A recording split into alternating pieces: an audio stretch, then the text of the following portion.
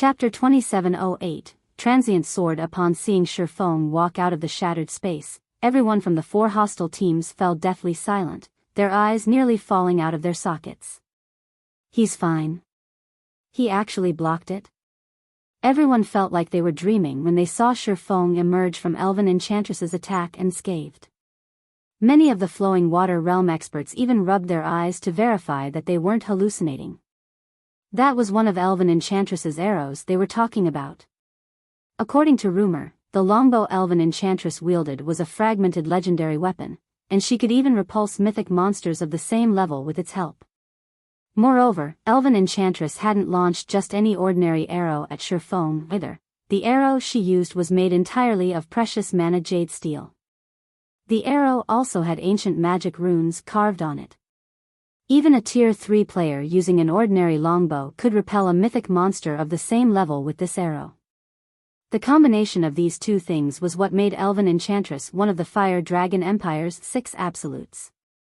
He actually blocked such a fast arrow? Black Flame is even stronger than what we heard. It seems the rumors of him being a peerless expert are true. The Flower of Seven Sins' Tier 3 members spectating in the distance couldn't help but marvel at this scene. Previously, they had failed to respond to Elven Enchantress's arrow despite having a bird's eye view of the battlefield. If they were targeted by such an arrow from a distance of several dozen yards, they didn't dare imagine what would happen. He blocked it?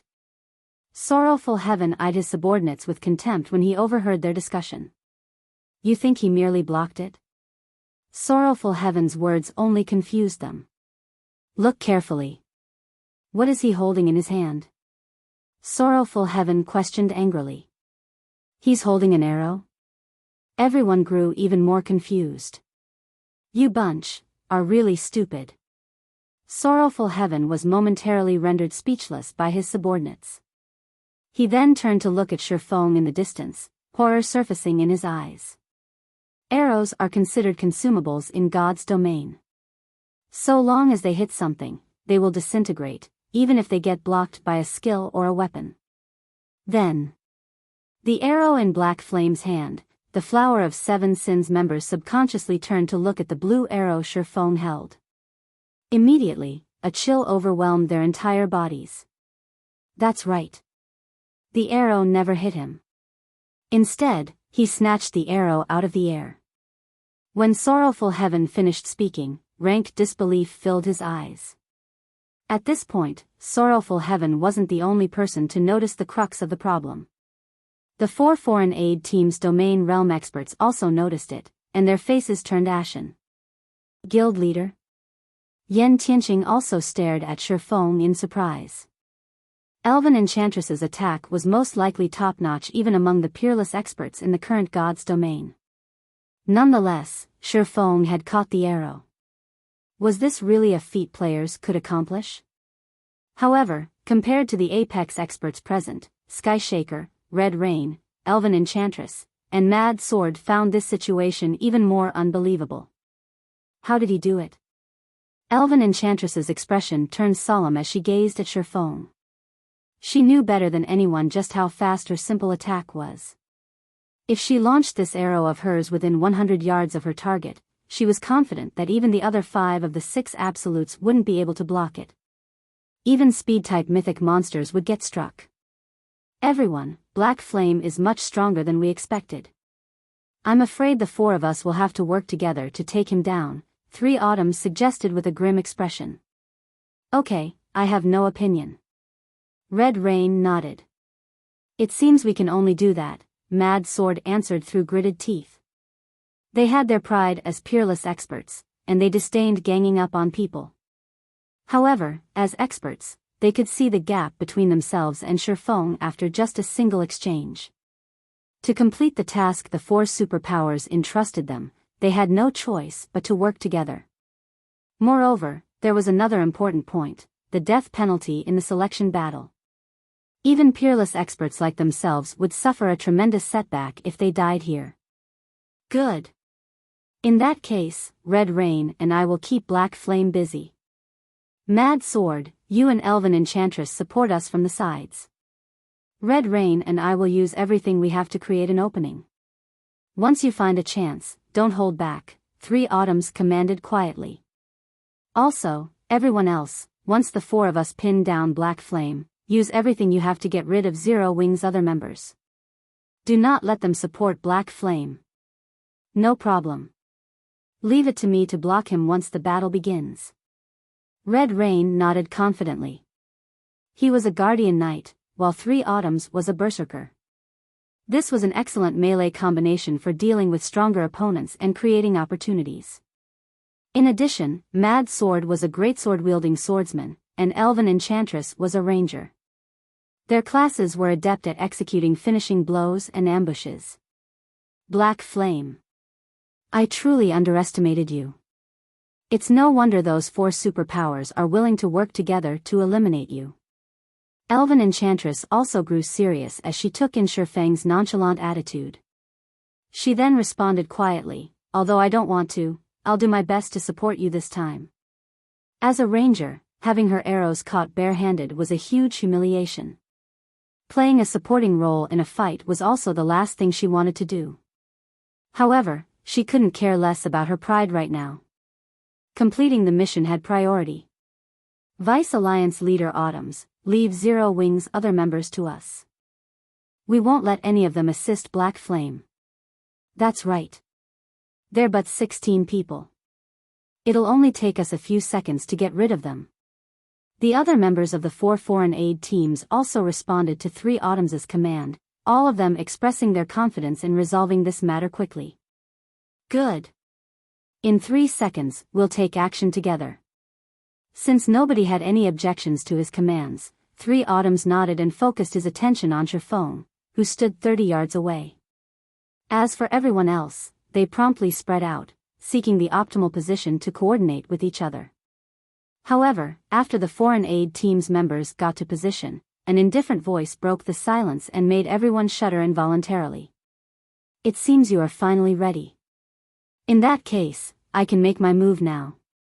Shifeng's voice was indescribably calm. However, the meaning behind his words couldn't be any more obvious. He was basically making fun of the 4 Absolutes' determination to work together.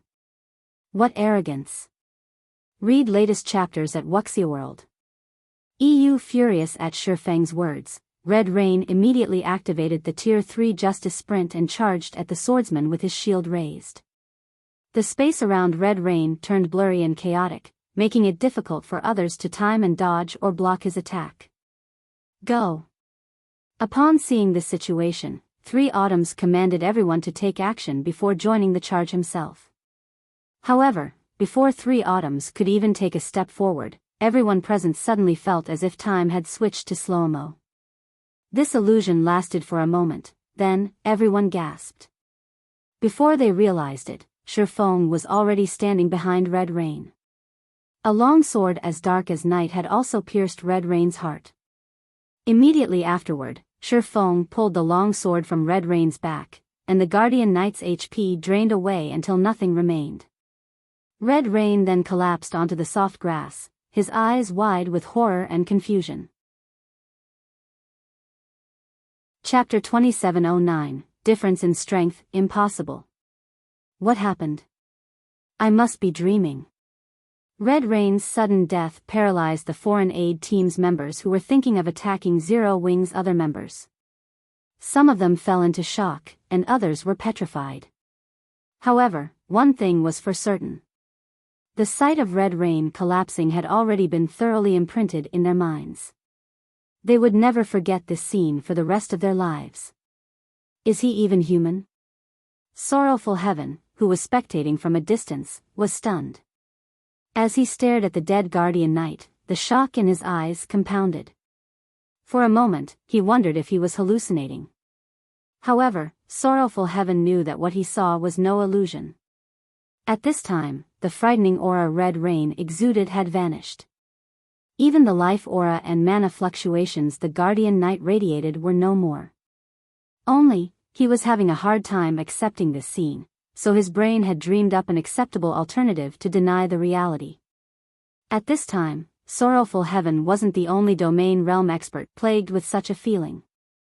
Every spectating domain realm expert was the same. Yan Tianxing was no exception. A peerless expert. This was an existence that represented the peak combat power of God's domain, yet one such expert currently lay dead on the ground. Meanwhile, the whole battle. No. This shouldn't even be considered a battle. In fact, most of the people present didn't even understand how Red Rain had suffered an attack. Monster. He definitely isn't human. He must be one of God's domain's monsters in human shape. Yes. That must be it. There's no way such a huge gap can exist between players. The players spectating from a distance couldn't help but exclaim one after another as they gazed at Shifeng. Yes. Everyone, be careful. He must be a transformed monster. He's not a player at all. To think that such a monster would actually appear in the selection. We must notify the War God's Temple about this immediately. The foreign aid players planning to target Zero Wings members overheard the spectating players' exclamations and lost their cool. Simultaneously, they frantically considered ways to contact the War God's Temple to slay Shifeng. Only by embracing this logic could they return to the world they recognized. After all, even the NPCs in God's domain were behaving like actual humans nowadays. It wouldn't be strange for monsters to transform into players, either. A monster? Shifeng chuckled involuntarily when he saw his demented opponents. Indeed, I would look like a monster in your eyes. However, aren't you monsters in the eyes of ordinary players? Ultimately, God's domain was still a game. So long as players continuously leveled up and obtained better weapons, equipment, basic attributes, physiques, reaction speed, mana control, etc., their combat power would also keep rising. In fact, even an ordinary player could gain strength that was unfathomable to the current great experts. God's domain was precisely such an unreasonable world. If this battle had occurred before Shifeng had reached Tier 4, even he would have had to rely on tricks to defeat a peerless expert like Red Rain. However, after he got promoted to Tier 4, Red Rain was no different from an ant to him. Yes. The gap between Tier 3 and Tier 4 classes was that massive. In the eyes of others, peerless experts were invincible existences. However, to the current Shifeng, they were like ants that he could squish with a wave of his hand. In fact, to kill Red Rain, Shifeng had only used the Tier 2 Wind Blade. Meanwhile, everyone present was momentarily rendered speechless by Shifeng's rhetorical question. Just as Shifeng had said, ordinary players were nothing in their eyes. If they got serious, they could even kill ordinary players before the latter knew they were under attack. At this time, 3 Autumns, the eldest and most experienced player of the 4 teams, suddenly stepped forward. Guild leader Black Flame, we admit defeat. Can I ask you to let us go? Although 3 Autumns didn't understand how Shifeng had become so strong, they had no choice but to abandon the assault on Zero Wing, given the circumstances. Now, retaining their lives had greater priority. After all, they weren't the 4 superpower subordinates but partners. You admit defeat? Shifeng was slightly surprised by 3 Autumn's words. However, he quickly understood the elderly man's reason for doing so. The death penalty for this selection battle was exceptionally heavy. Let alone apex experts, even peerless experts like 3 Autumns would suffer a major setback. Yes. 3 Autumns nodded. None of the 4 allied foreign aid team's members objected to 3 Autumn's decision either. After all, they truly couldn't imagine what would happen if they fought against a monster like Shifeng. After scanning the silent crowd around him, Shifeng said calmly, "Sure, but you need to sign a contract with me. Once you leave this place, each of you must kill 5 experts belonging to the superpowers backing you, and these experts must be of the same standard as yourselves." As soon as Shifeng finished speaking, the 4 teams' experts immediately clamored in protest. Guild leader Black Flame, aren't you going too far? Elven Enchantress frowned, a glint of anger appearing in her eyes. If we really do as you say, do you think those superpowers will let us off the hook? They would, at most, lose 5 levels if they died on this battlefield. However, if they offended the superpowers backing them, they wouldn't just lose 5 levels but would most likely get hounded out of God's domain. After all, if these superpowers did nothing after getting stabbed in the back by their so-called partners, who would take them seriously in the future? Going too far? Shifeng chuckled. I don't think so at all. From how I see it, you take Zero Wing for a pushover. If Zero Wing were one of the 5 great super guilds, would you still find this condition to be too much? Guild leader Black Flame, is there a need to make such assumptions? Breathing out a deep sigh, 3 Autumns added, if Zero Wing really were one of the 5 great super guilds, we wouldn't have accepted this partnership, to begin with. So, your assumption simply isn't valid. Also, while we are indeed no match for you, if it really comes down to a fight, you won't come out unscathed, either, Guild leader Black Flame. After all, our stamina and concentration consumption is drastically increased here. How many people can you possibly kill by yourself? And how many people would your team have left at the end of the battle? Rather than suffer mutual destruction, isn't it better if we settle things in another manner? 3 Autumns clearly stated the various possible scenarios and listed their respective pros and cons.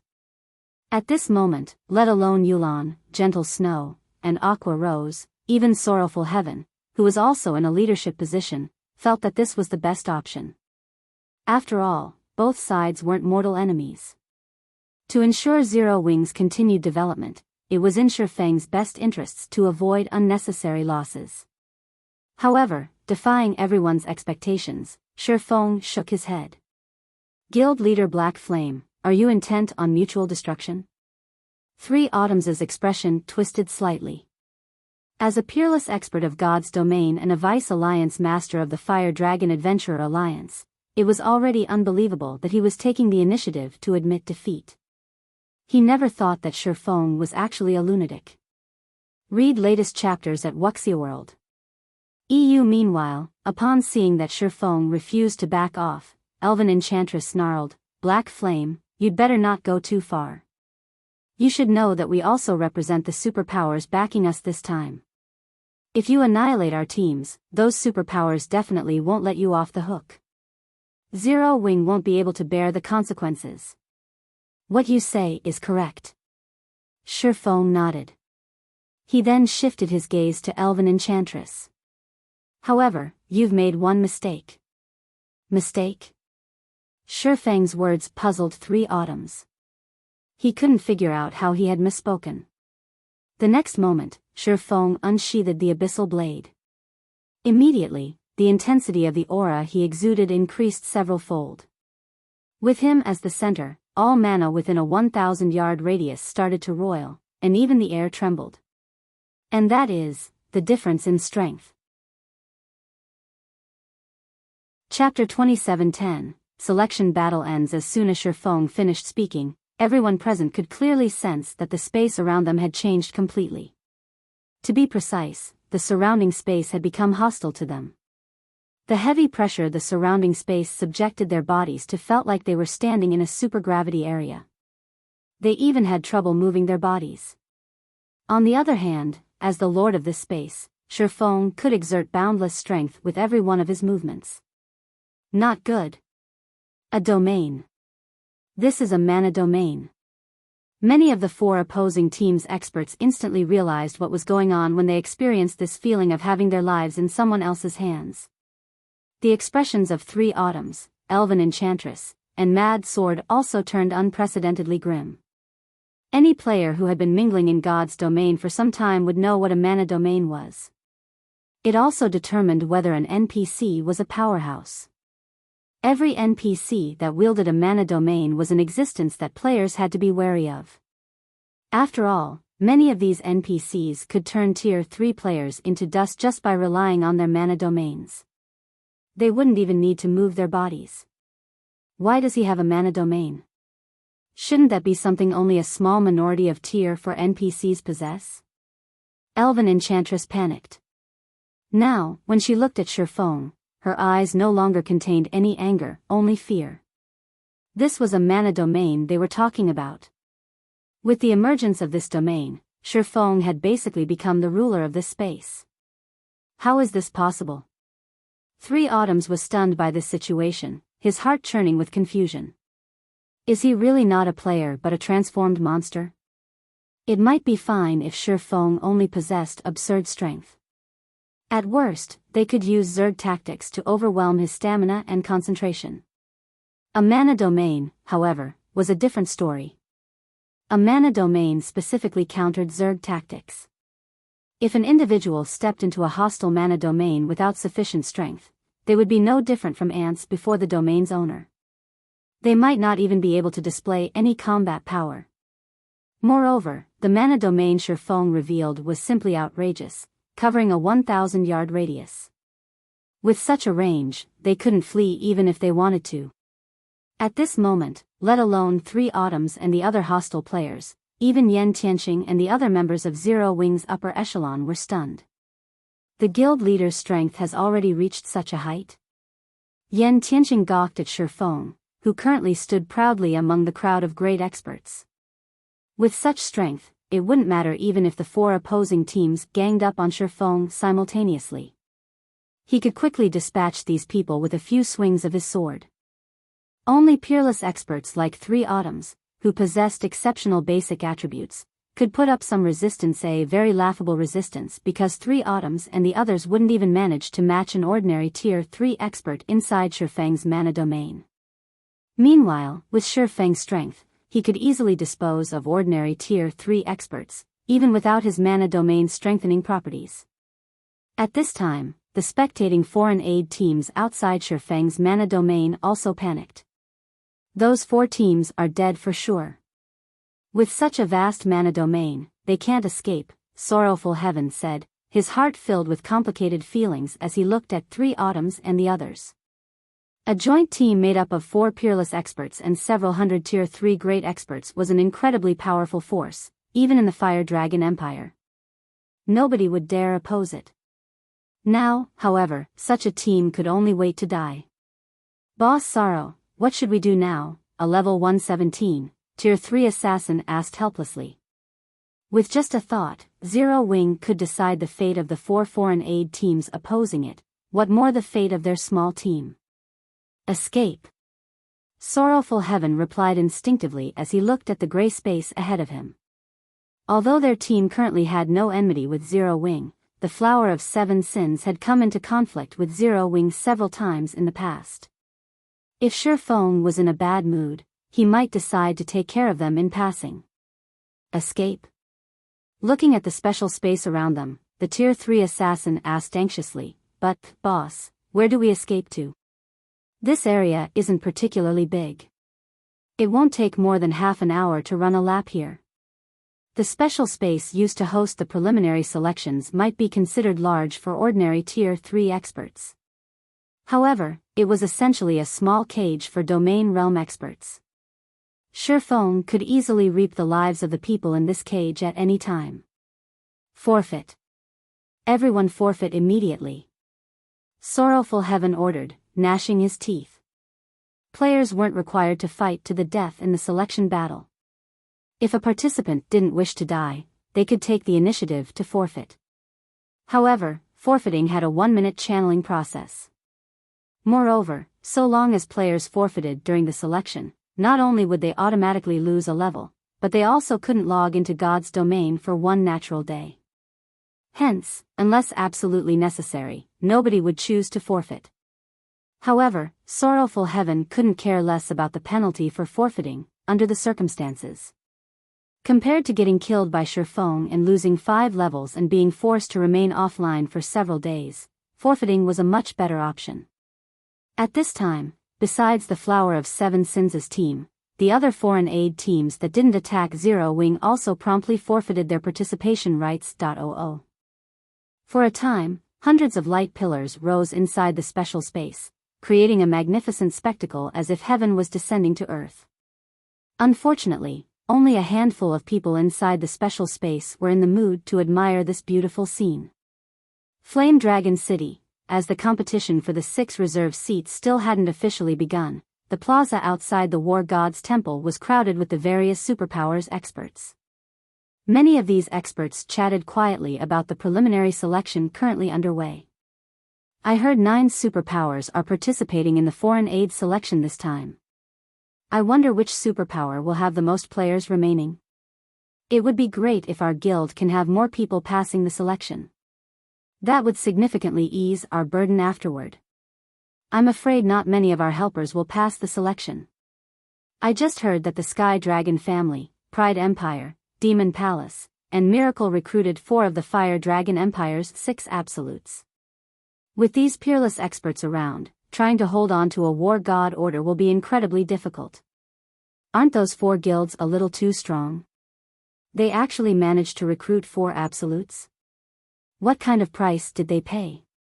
Although foreign aid won't be particularly helpful in the official competition, each one can still secure half as many points as an official guild member. The opportunity to recruit a peerless expert as a helper is worth any price. After all, that is equivalent to having an extra peerless expert in the guild. At the mention of peerless experts, many of the players in the plaza reflexively turned to look at the members of the Sky Dragon family, Pride Empire, Demon Palace, and Miracle in envy. After all, a guild's foundation largely depended on the number of apex experts and peerless experts they possessed. Moreover, in this competition for the reserve seats, having even one additional peerless expert would be of significant help. At this time, the various superpowers' upper echelons resting inside the war god's temple were also filled with envy and anger. How did they manage to recruit 4 of the 6 absolutes? We clearly offered them astronomical prices before, yet they still declined. I never thought they would agree to help those 4 guilds. With this, we'll be placed in an even tighter spot for manpower. Mushin revealed an ugly expression when she read the report she just received. The matter of Zero Wing's data getting exposed had already placed Frostheaven in a disadvantageous position. Now, 4 guilds had managed to recruit peerless experts to assist them. This was basically rubbing salt into an open wound. It seems these 4 guilds will be occupying most of the foreign aid slots this time. We'll definitely be in a very unfavorable position later on. Brilliant Blue also wore a somber expression on his face. Frostheaven was already inferior to the other superpowers in terms of the number of peak experts and apex experts, to begin with. Hence, they had placed their hopes on their foreign aid to make up for the difference. However, this hope was growing slimmer and slimmer. Hong Xinyuan also remained silent. He never imagined that the preliminary selection would be so intense, with even 4 of the Fire Dragon Empire's 6 absolutes taking the stage. No matter what, let's look at the results before we make any adjustments, 7 Wonders said. Aside from Frostheaven, the other superpowers were also panicking. They never thought that the Sky Dragon family, Pride Empire, Demon Palace, and Miracle would become the selection battle's biggest winners. As for the 4 guilds in question, they basked in a moment of delight, feeling that the price they paid to hire the 4 absolutes was well worth it. Now, all they had to do was wait for the selection battle to end and the results to be announced. Those 4 guilds were really cautious in their actions. Even we have just received news that they invited 4 of the 6 absolutes. Vice Guild Leader, I'm afraid we might have to change our plans afterward, White Feather said with a frown as she read the latest report. Although the addition of 4 peerless experts wouldn't affect Mythology's overall situation, she still disliked such variables. The Fire Dragon Empire's 6 absolutes? The corners of Cold Shadow's lips curved up when she heard this. With this, even Black Flame will have trouble surviving. Previously, when she heard of the 4 superpowers' plan to suppress Zero Wing, she still felt relatively uneasy. She had seen Shifeng's strength and tricks before. Killing him would be incredibly difficult. However, with 4 peerless experts added to the equation, combined with the special spaces restrictions, Shifeng's death was just about guaranteed. As the various superpowers' upper echelons were predicting the selection battle's results, a bell suddenly tolled, the sound echoing throughout the war god's temple. Read latest chapters at Wuxia World. This bell represented the end of the selection battle. What's going on? The selection battle is over? Didn't it just start? Did the war god's temple make a mistake? That shouldn't be the case. Let's go take a look. The selection battle's abrupt end confused the various superpowers' upper echelons. They hastened to the War God's Temple's central hall to find out what had happened. Chapter 27:11, Lucky Zero Wing. War God's Temple's central hall. In response to the bell signaling the preliminary selection's end, the various superpowers' upper echelons quickly gathered in the normally deserted central hall. In just a few moments, players filled 1/3 of the hall, which was the size of half a football field. The selection battle began less than 10 minutes ago, yet the ending bell already rang. Did the selection's rules change? That shouldn't be the case. The rules were verified before the competition. But it ended in less than 10 minutes. I doubt anyone can do anything in such a short time, right? The various superpowers' upper echelons curiously discussed the selection battle's abrupt end. All of them wanted to know why the selection ended so soon. Amid the various discussions, a huge teleportation array appeared in the middle of the hall. A moment later, a stone steel emerged from the magic array. The appearance of the steel instantly attracted the various superpowers' attention. This was especially true for the 9 superpowers that had recruited foreign aid. This was because the 9 superpowers' names were gradually appearing on the steel. The announcement of the number of players that passed the selection for each guild was evidently forthcoming. What? The results are actually out so soon? I wonder which guild will have the most helpers. If anyone can get over 20 official foreign aid slots, it would be of significant help in the official competition. According to the information we received, Miracle should have the best odds. After all, they recruited Elven Enchantress. She's top-notch when it comes to long-range sniping and sneak attacks. She can easily snipe the War God Order holders. Also, compared to the 5 other absolutes, her attacks are the trickiest to block. The various superpowers' upper echelons excitedly made conjectures as they watched the words slowly appear on the steel. On the other hand, Frost Heaven's members grew nervous. According to the intelligence they secretly acquired, Frost Heaven's overall strength could only be considered average. If they lacked sufficient foreign aid, they would most likely lose all hope of gaining one of the 6 reserve seats.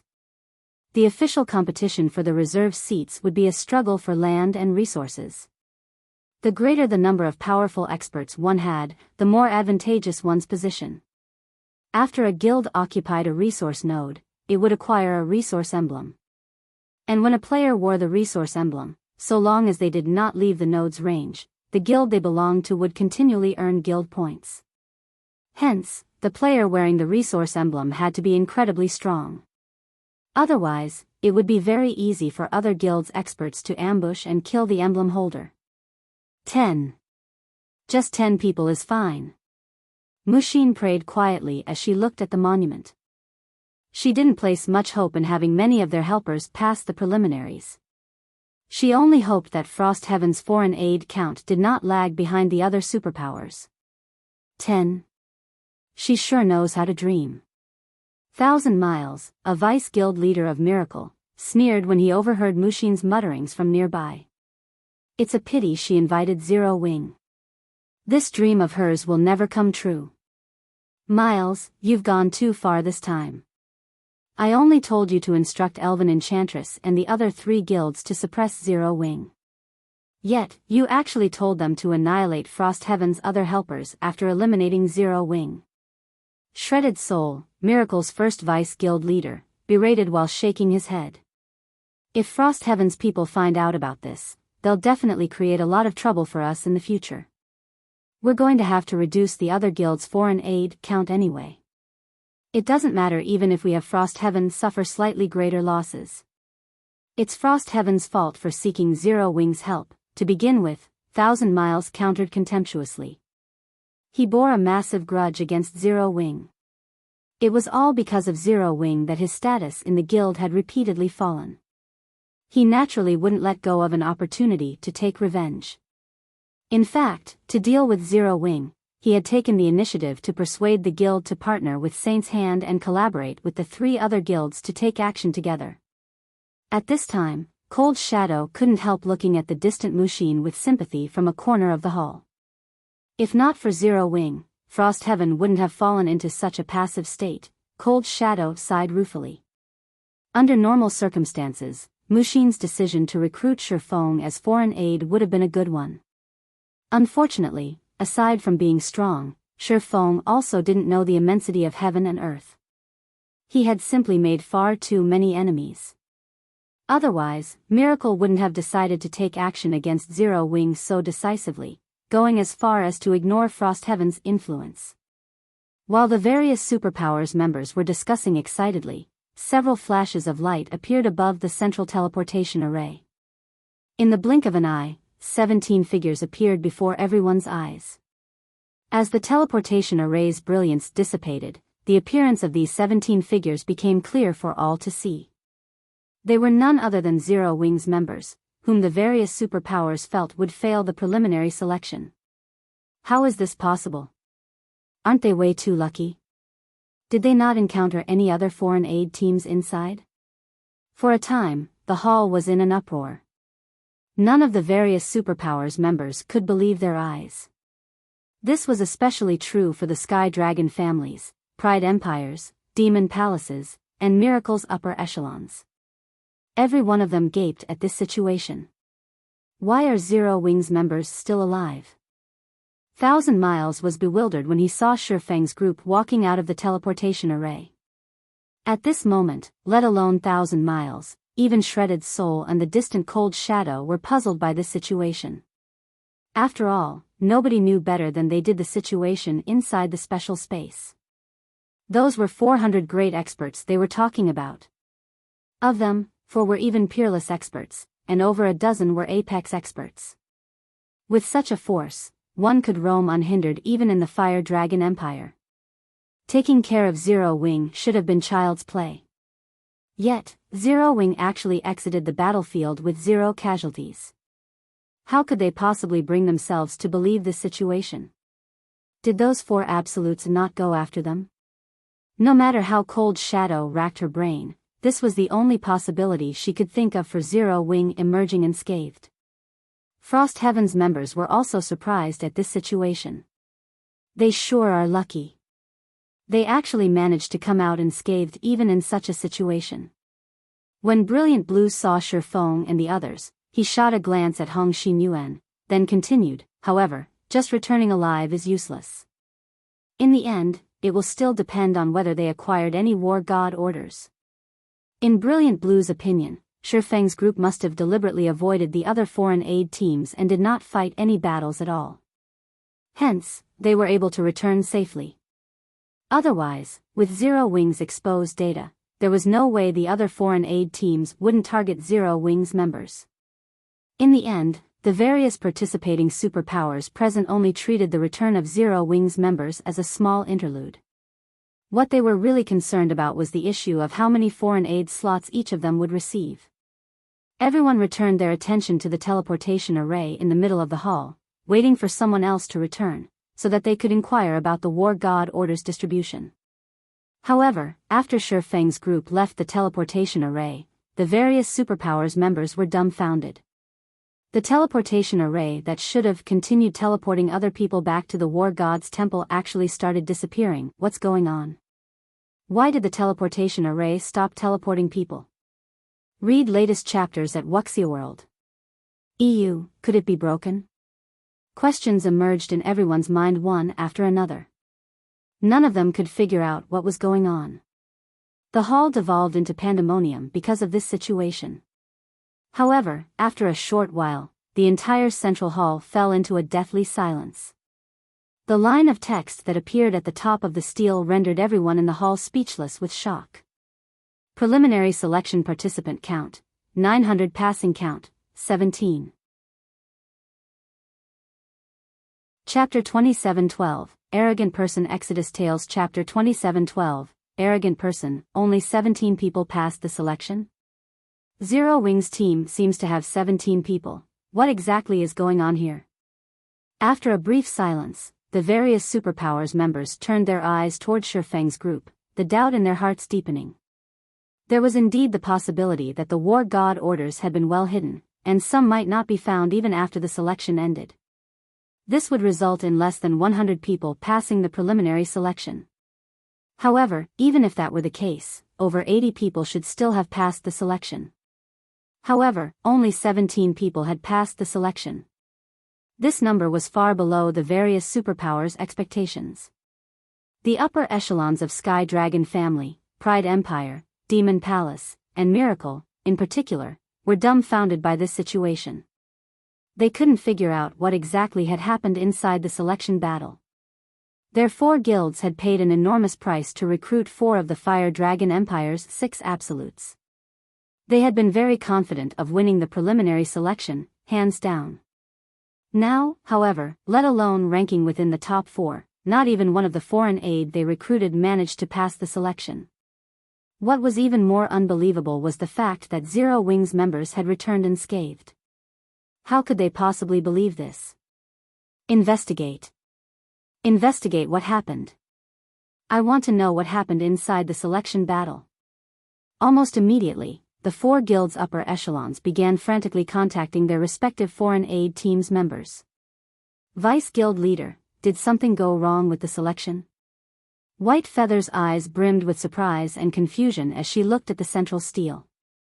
In response to White Feather's question, Cold Shadow glanced at the distant Sherphone before looking toward the 4 guilds' side.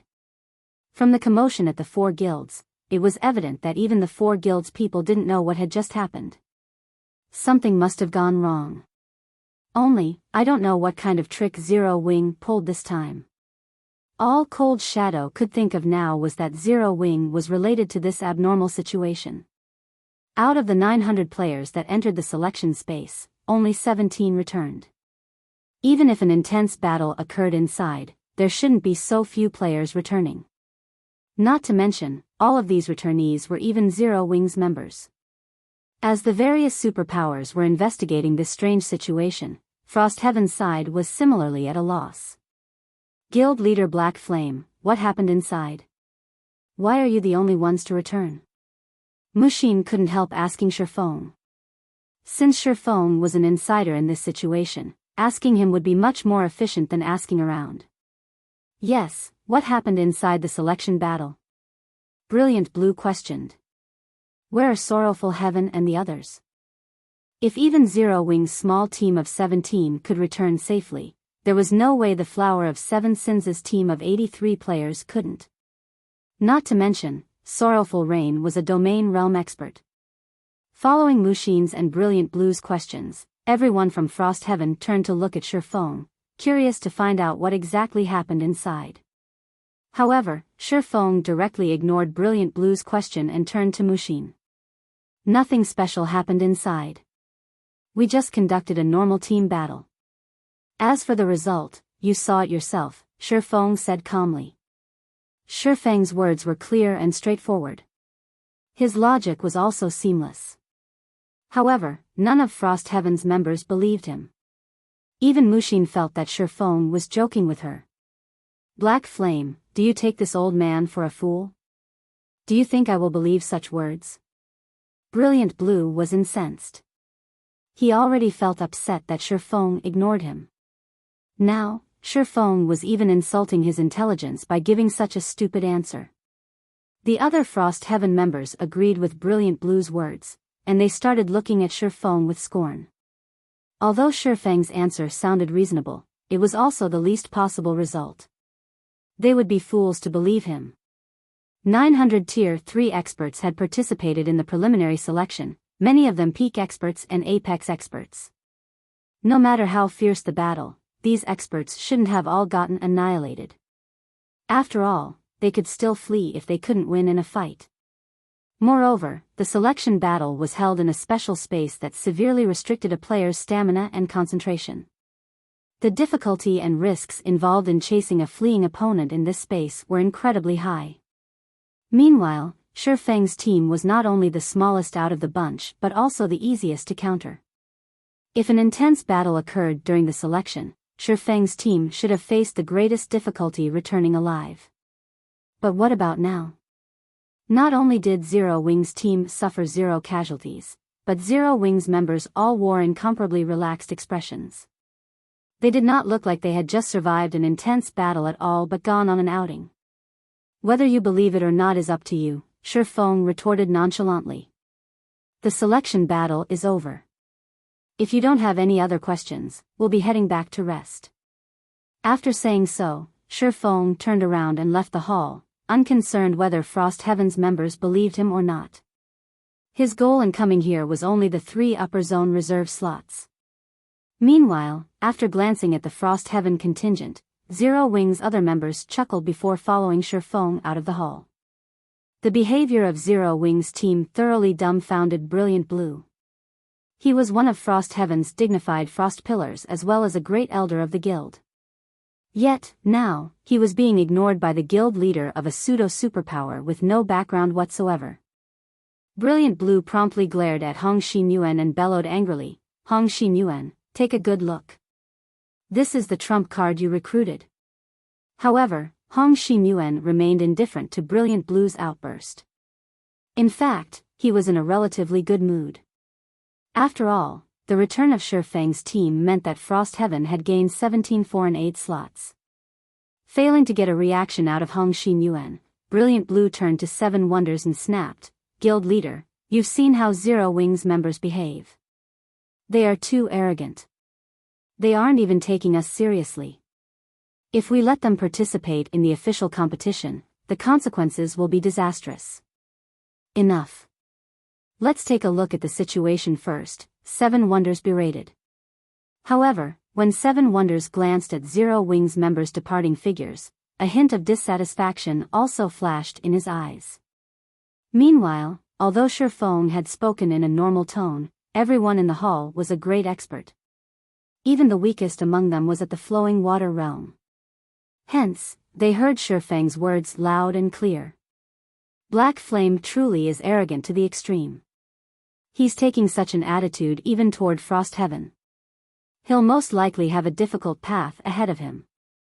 White Feather smirked when she saw the exchange between Shi Feng and Frost Heaven's leadership. However, Black Flame really knows how to spout nonsense. Does he think his team consists entirely of peerless experts? Read latest chapters at Wuxia World. While Frost Heaven's members might be unaware, she knew full well that nearly half of the 900 players who participated in the selection battle had set their sights on Zero Wing. Zero Wing shouldn't have come out unscathed if a battle truly happened. However, even after White Feather ridiculed Shi Feng a bunch, Cold Shadow remained surprisingly silent. "Vice Guild Leader, is something wrong?" White Feather asked in confusion when she noticed Cold Shadow's solemn expression. "News just came from our insider." Taking a deep breath, Cold Shadow said slowly, "All participating foreign aides were annihilated." Chapter 27:13 Fame spreads across the Fire Dragon Empire. When White Feather heard Cold Shadow's words, she was stunned, her brain seizing up momentarily. "How is this possible?" White Feather exclaimed almost instinctively. The selection lasted less than 10 minutes. How could nearly 900 Tier 3 great experts slaughter each other so thoroughly within that time? Without a large gap in strength, a fight between Tier 3 experts would take at least 2 to 5 minutes to finish. This rule of thumb was already widely accepted in God's domain. Upon reaching Tier 3, almost every player would have at least a few life-saving skills. They could easily fight a battle of attrition.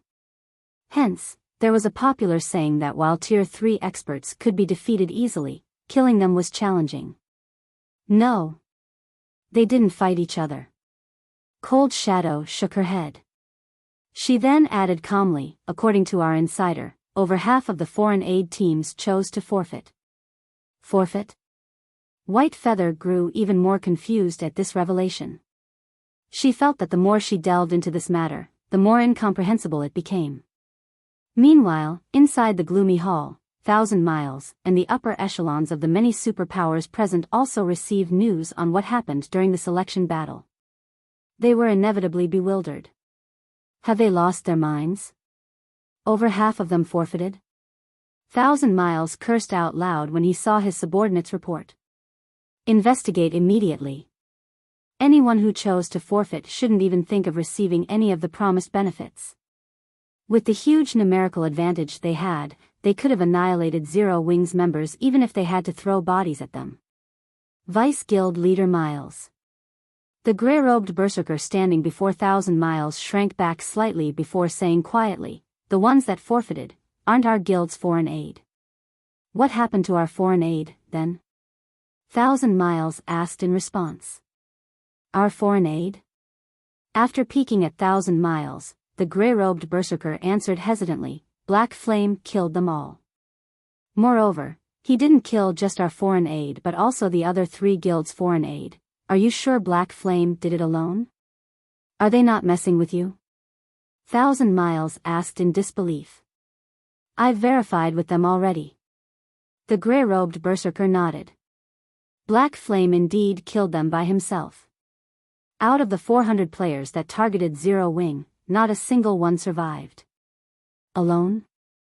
He annihilated all 400 Tier 3 great experts. 1,000 Miles suddenly felt a little dizzy. This information was too much for his brain to process. He even felt that he was hallucinating right now. According to the foreign aid teams, Black Flame already possesses a mana domain.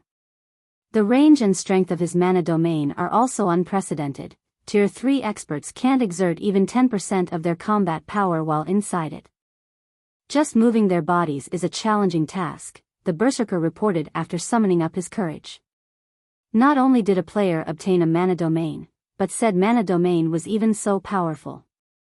If someone had told him such a thing before, even he would consider that person crazy. Either that or this person was a newcomer in God's domain and ignorant about mana domains. A mana domain? 1,000 Miles's expression stiffened at this term. How can he have a mana domain? At this time, 1,000 Miles wasn't the only person dumbfounded. The other superpowers' upper echelons were similarly bewildered when they heard this piece of news. After all, it was far more unbelievable than Shifeng's feat of single-handedly annihilating 4 foreign aid teams.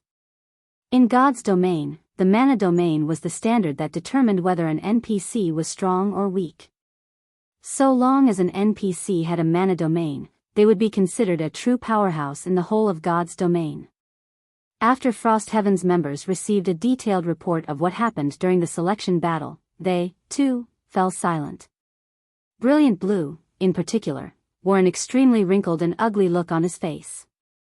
Previously, no one from Frost Heaven believed what Shifeng had said. In their opinion, Shifeng was only talking big. Brilliant Blue had even mocked Shifeng for his arrogance. However, insiders were now telling them that everything was true. Moreover, the situation was far more terrifying than how Shifeng described it. "Old Hong, did you and Mushin know about this since the beginning?" 7 Wonders couldn't help asking Hong Xinyuan. "We knew a little." Chuckling, Hong Xinyuan added, "However, for confidentiality's sake, we didn't tell anyone." Mushin also nodded in agreement. Even she was surprised by such an excellent battle record. She never expected that Shifeng's mana domain would be so powerful when released. It was at least 10 times stronger than what she experienced. "You two really know how to keep us in the dark." When 7 Wonders looked at Hong Xinyuan's indifferent expression and recalled the situation with Shifeng before, he smiled bitterly. "In that case, I'll leave Zero Wings matters to you in the future." After glancing at the silent Brilliant Blue, Hong Xinyuan faintly smiled and said, "Guild leader, please rest assured." After the end of the selection battle, news about Zero Wings spread like the plague. This was especially true for the details regarding Black Flame. Many of the major powers that had come to spectate the competition were shocked. Not only had Black Flame single-handedly dominated the preliminary selection, but he even possessed the rumored mana domain. This battle record instantly made Black Flame the focus of discussion for many players all over the Fire Dragon Empire. Quite a number of the Empire's players even sought to join the pseudo-superpower known as Zero Wing.00. War God's Temple, Mythology's Lounge, Vice Guild Leader, the situation has become somewhat troublesome now. Not only does that Black Flame possess a mana domain, but his fame has also spread throughout the Fire Dragon Empire. I'm afraid it'll become very difficult to realize our acquisition plan now, White Feather said anxiously when she saw that Black Flame's name was being mentioned everywhere in the Fire Dragon Empire's forums. This situation might even affect Miracle's ranking. Mythology had chosen to partner with Miracle for the competition this time. In terms of guild foundations and strength, Miracle was above Frost Heaven. However, not only did Miracle lose all its foreign aid, but Frost Heaven even had Zero Wing supporting it. The gap in strength between the two guilds had instantly narrowed by a large margin. Black Flame has indeed become a big variable now. Glancing at the battle report she received, Cold Shadow smiled and added, however, at the end of the day, the struggle for the reserve seats isn't something that can be decided by one person. Not to mention, even with a mana domain, Black Flame won't be able to survive for long in this competition. That great personage has already said he would personally take action against Black Flame. That great personage is going to make a move. This news surprised White Feather. Black Flame still thinks he is invincible just because he has a mana domain. He doesn't know that there is always someone stronger. Even a mana domain cannot save him now, Cold Shadow sneered as she read the detailed report on Shifeng. While a mana domain was indeed powerful, it was a negligible existence in front of absolute strength. While the various superpowers were patiently waiting for the official competition to begin, Shifeng secretly paid a visit to a bar called Moonfire in Flame Dragon City's outskirts. Read latest chapters at Wuxia World. EU. At this time, only one woman was sitting quietly at the bar counter. This woman wore delicate, light blue robes, and just the view of her back could mesmerize countless people. However, this woman's aura was as hot as flames, deterring people from summoning up the courage to approach her. "You're here." When the woman saw Shifeng enter the bar, she greeted him as though welcoming an old friend she hadn't seen for a long time. Meanwhile, this woman was none other than the Dragon Phoenix Pavilion's Phoenix Pavilion Master. Demon Queen Phoenix Rain. Chapter 27:14. Meeting Phoenix Rain again. Accepting Phoenix Rain's invitation, Shifeng walked over and sat beside her. "In the time I haven't seen you, you've become a lot stronger again," Phoenix Rain praised as she scanned Shifeng. "Not too much." Going straight into the topic, Shifeng asked, "Is everything alright on your side?" He had suddenly visited the Moonfire bar because of a message from Phoenix Rain. Initially, he had been a little happy to receive the message. Since he had thought that Phoenix Rain would never appear before him again, he felt that the situation shouldn't be as terrible as Duan Hanshan made it out to be.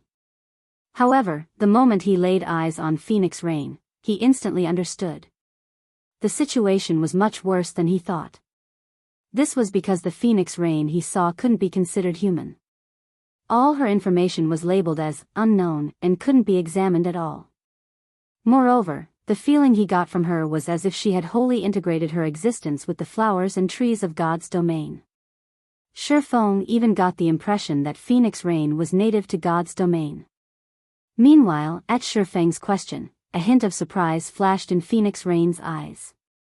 She then smiled faintly and replied, "You can say that it's alright yet not alright at the same time. It seems the situation still isn't too terrible." Shifeng nodded. He then asked another question, "Can you tell me what exactly happened, then?" The disappearance of the Dragon Phoenix Pavilion's 3 pavilion masters had shaken the various superpowers of God's domain. If not for the pavilion having hidden this matter well, it would have long since made headlines in the real world. "This, I cannot say." Phoenix Rain shook her head. "I went to great lengths to come here to tell you only 2 things." Although Phoenix Rain's voice was calm, her eyes betrayed deep exhaustion. "What is it?" Shifeng didn't probe too much into her situation. He could feel that Phoenix Rain wasn't joking with him. In that case, there wouldn't be any meaning for him to continue probing. "The first is that I hope you can take care of my little sister," Phoenix Rain said, then took out an information card and handed it to Shifeng. "Her information and address are recorded here. I am no longer by her side. Although she has great abilities, the people who are troubling her are difficult. If you have the chance, I hope you can help resolve her problems. After glancing at the information card, Shi Feng was stunned. Phoenix Rain's little sister was residing in the upper zone. Aren't you in the upper zone too? Shi Feng asked in confusion. I'm in the upper zone. Phoenix Rain was surprised by this piece of news. Afterward, as if reacting to something, she chuckled and said, "That's right. I guess you can say that. However, I'm afraid it will be difficult for me to meet her right now. I can only hope you will help her. I can't trust anyone else for this. This shouldn't be a problem. I'll go take a look if I visit the upper zone in the future." Shi Feng nodded in agreement. Phoenix Rain had helped both him and Zero Wing a lot thus far. He didn't mind taking care of her little sister now. "Thank you." Phoenix Rain breathed out a sigh of relief when she heard Shi Feng's answer. She then inhaled deeply before saying solemnly, "Next, the second matter will be my 2 pieces of advice to you." "Advice?" Seeing Phoenix Rain's serious expression, Shi Feng couldn't help asking, "Is it Saint's Hand?" Based on the information from Duan Han's Han, the disappearance of the Dragon Phoenix Pavilion's leadership had something to do with Saint's Hand. Moreover, the various superpowers also appeared to be fearful of the guild. "No." Shaking her head, Phoenix Rain said, "My first advice is for you to be wary of 3 people. 3 people? Shi Feng was somewhat confused.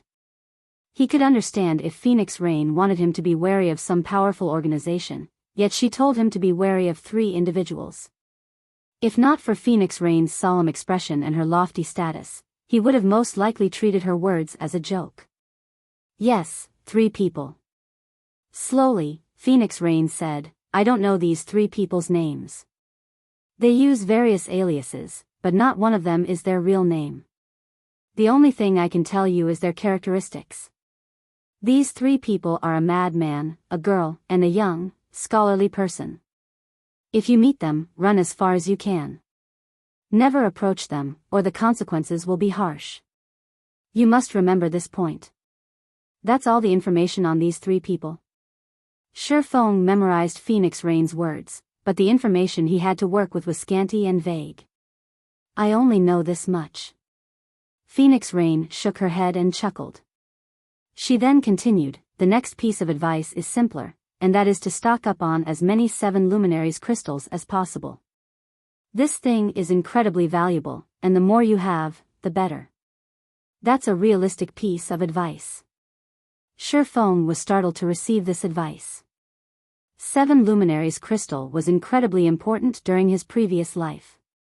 Knowing this, he had tasked many guild members with finding and collecting the crystal. However, due to its rarity, the amount they managed to collect wasn't significant. After Shi Feng finished speaking, Phoenix Rain suddenly stood up and tossed 3 gold coins onto the table. She then looked at Shi Feng and said earnestly, "I've said everything that can be said. How far you can progress will be up to you. You're leaving already?" Shi Feng was again startled when he saw Phoenix Rain preparing to leave. Their conversation lasted less than 5 minutes. He hadn't even gotten to the other questions he wanted to ask. However, Phoenix Rain looked to be short on time. "Oh, yes."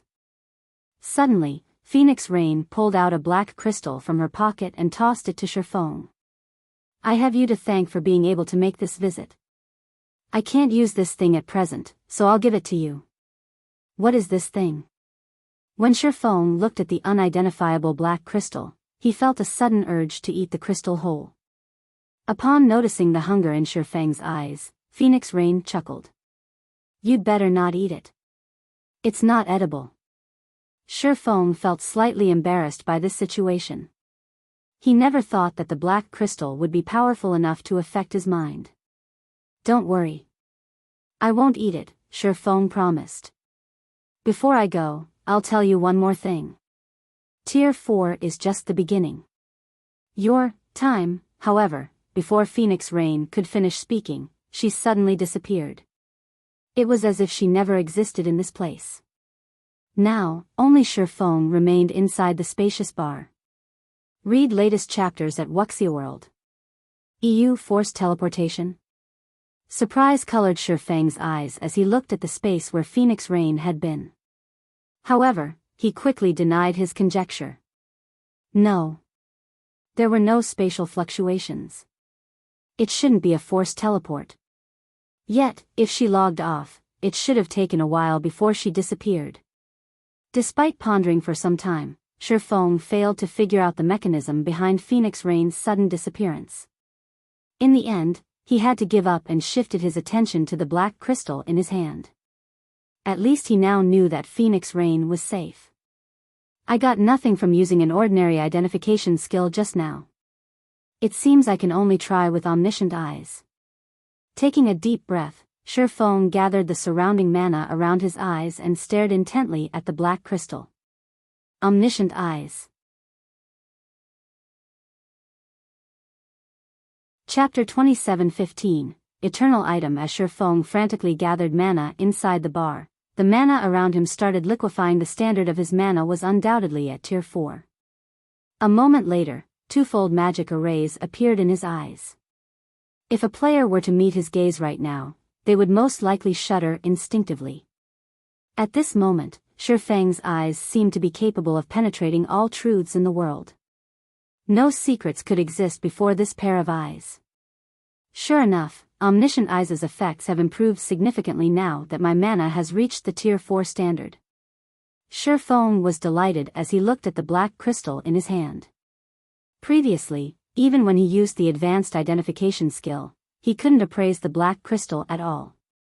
However, with Omniscient Eyes, a loading bar had appeared. It was as if the black crystal's outermost firewall had cracked, and the skill was fervently exploiting this breach and trying to dig into the crystal's core. 10 seconds. 20 seconds. 40 seconds. As the forces of the black crystal and Omniscient Eyes continued clashing, Shifeng frowned. Although Omniscient Eyes has the strength to contend against the black crystal, it apparently still isn't enough. Omniscient Eyes might be digging at the black crystal's firewalls, but the skill had a limited duration of only 1 minute. If it failed to break through the black crystal's defenses during this time, he would have to try again 10 minutes later. Only, the result would most likely be the same. Upon seeing Omniscient Eyes and the black crystal at a stalemate, Shifeng started racking his brain on how he could break through the black crystal's power.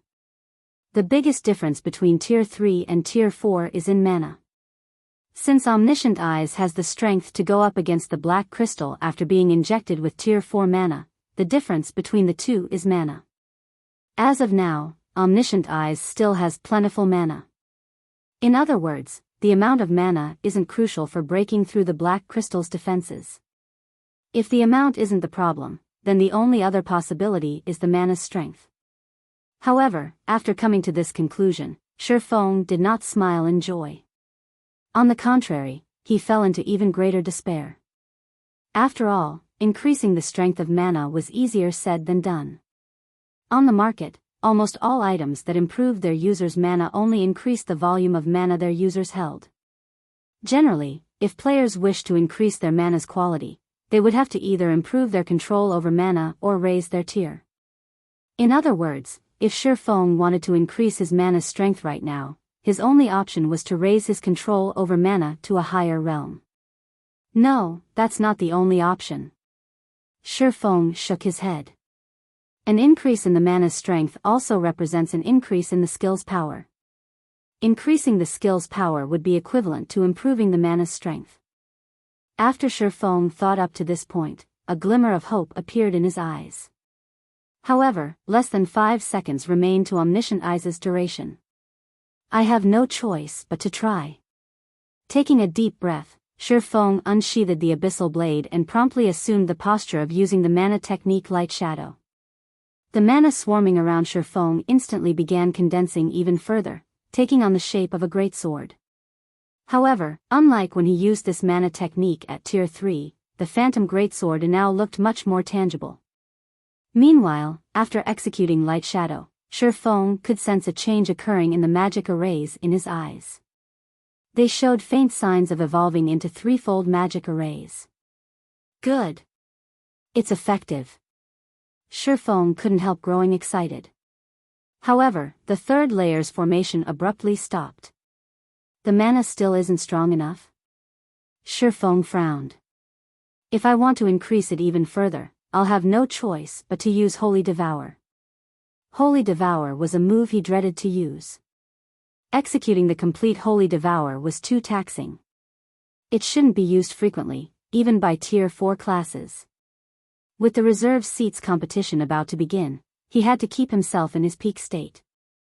Although executing Holy Devour once wouldn't overwork his brain, it would still exhaust his concentration. However, after thinking for a second, Shifeng gritted his teeth and threw caution to the wind. To hell with it. Although Phoenix Rain currently wasn't in a life-threatening situation, that was true only for now. There were far too many unknowns and secrets surrounding her. Saint's Hand's side was also filled with mysteries. There was no guarantee that he wouldn't meet a similar fate to Phoenix Rain in the future. Hence, he needed to identify the Black Crystal. Only by doing so would he have a chance at finding some useful information. Immediately, Shifeng changed his stance once more, and the aura he exuded skyrocketed in intensity. Holy Devour. Boom! Suddenly, ethereal flames enveloped the bar. The flames were so realistic that they triggered the magic arrays set up inside the bar. Some of these magic arrays even started cracking, evidently unable to withstand the powerful mana Shifeng condensed. Meanwhile, as if violently stimulated, the twofold magic arrays in Shifeng's eyes completed their transformation into threefold magic arrays. Using Holy Devour directly elevated Omniscient Eyes' strength to a whole new level. Crack. Shifeng suddenly heard a crack coming from the black crystal. However, half a second later, dizziness assaulted his brain. The horrific mana condensed by Holy Devour also instantly dissipated, leaving behind a tattered bar. Several seconds later, his mind started to clear up. He immediately shifted his gaze to the black crystal in his hand. Did it succeed? Shifeng inspected the black crystal anxiously. This time, the crystal didn't put up any resistance when he tried to read its information. Row after row of text appeared before his eyes. Upon seeing this information, Shifeng was stunned. An eternal item? This is actually an eternal item? Shifeng couldn't help doubting his eyes as he read the information before him. World Stone, Eternal Item, Effect 1, stabilizes the principle of all things. Effect 2, Unknown. Effect 3, Indestructible Object. In God's domain, so long as an item was related to eternity, it was an item of gods. Eternal items were legends among legends. According to rumor, even gods had difficulty obtaining one, and some gods would even fight frantically for one. There were various rumors as to the cause of the Great Ancient War, one of which attributed the war to a struggle for eternal items between ancient gods. It seems I still can't do anything about this situation. Shifeng smiled bitterly as he looked at the World Stone. He had fought for 10 years in God's domain in his previous life. However, he was well aware that he was still ignorant of plenty of secrets regarding God's domain. God's domain wasn't just a game like the general masses thought it to be. Otherwise, the various international corporations wouldn't go so crazy over it. This eternal item told him that the problem Phoenix Rain faced was extraordinary. It wasn't something a Tier 4 Sword Emperor like himself could look into. After all, even the God-ranked experts in his previous life had great difficulty obtaining such an item. He would most likely have to wait until he reached Tier 5 or even Tier 6 before he could find out more about the situation. Otherwise, he would share the fate of all those missing experts. Read latest chapters at Wuxia World. EU. While Shifeng was having goosebumps from thinking about the problem Phoenix Rain was involved in, Yulan suddenly contacted him. "Where are you now, guild leader?" Yulan asked anxiously. "The various superpowers members have already started to gather." "Okay. I'll head over now." Shifeng smiled and nodded. He decided to shelve Phoenix Rain's matter temporarily. Now, the only thing he needed to do was improve both his and his guild's strength as much as possible. Only by doing so would he have a better chance of handling the various crises plaguing him. After ending the call, Shifeng stored the world stone and dropped a bag of gold coins on the table. He then left the moon fire bar. Chapter 27:16, God's Domain's Apex Battle Flame Dragon City, War God's Temple. Despite being the size of 3 sports stadiums, the plaza outside the War God's Temple was currently crowded with players. Aside from the various participating superpowers members, a large portion of these players was here as spectators. Everyone quietly waited for the official start of the competition. Quick, look! They're about to announce the battlefield. Suddenly, a huge holographic projection appeared in the sky above the War God's Temple. The projection was hundreds of meters wide, and the image displayed was visible even from several miles away. Meanwhile, with the emergence of this holographic projection, excitement surged in both the players and NPCs in Flame Dragon City. It's finally starting. This competition will determine the future direction of the entire God's domain. Many of the various superpowers hidden experts will reveal themselves. Once you guys enter the arena, make sure to record these experts' data. They're going to become the giants of God's domain in the future. We must make sure we don't accidentally offend any of them. Newbies, listen up. The guild spent a fortune to reserve a VIP viewing room to let you experience this competition as close as possible. Cherish this opportunity and learn as much as you can from those top talents. The various major powers here to spectate the competition spent time instructing their guild talents and newcomers to cherish this viewing opportunity. After all, this was going to be the apex battle of God's domain. Talents? I want to see just how powerful they are. I heard many of the people on the God's domain's experts list would appear. I wonder if we'll get a chance to see a showdown between these experts. The various major powers' talents and newcomers grew excited upon hearing their superiors' words. They all wished they could take part in the competition themselves. The players in Flame Dragon City weren't the only ones paying attention to this competition. Players all over God's domain were also interested. Unfortunately, the people who could directly spectate the battle numbered very few, which had many players gnashing their teeth in frustration.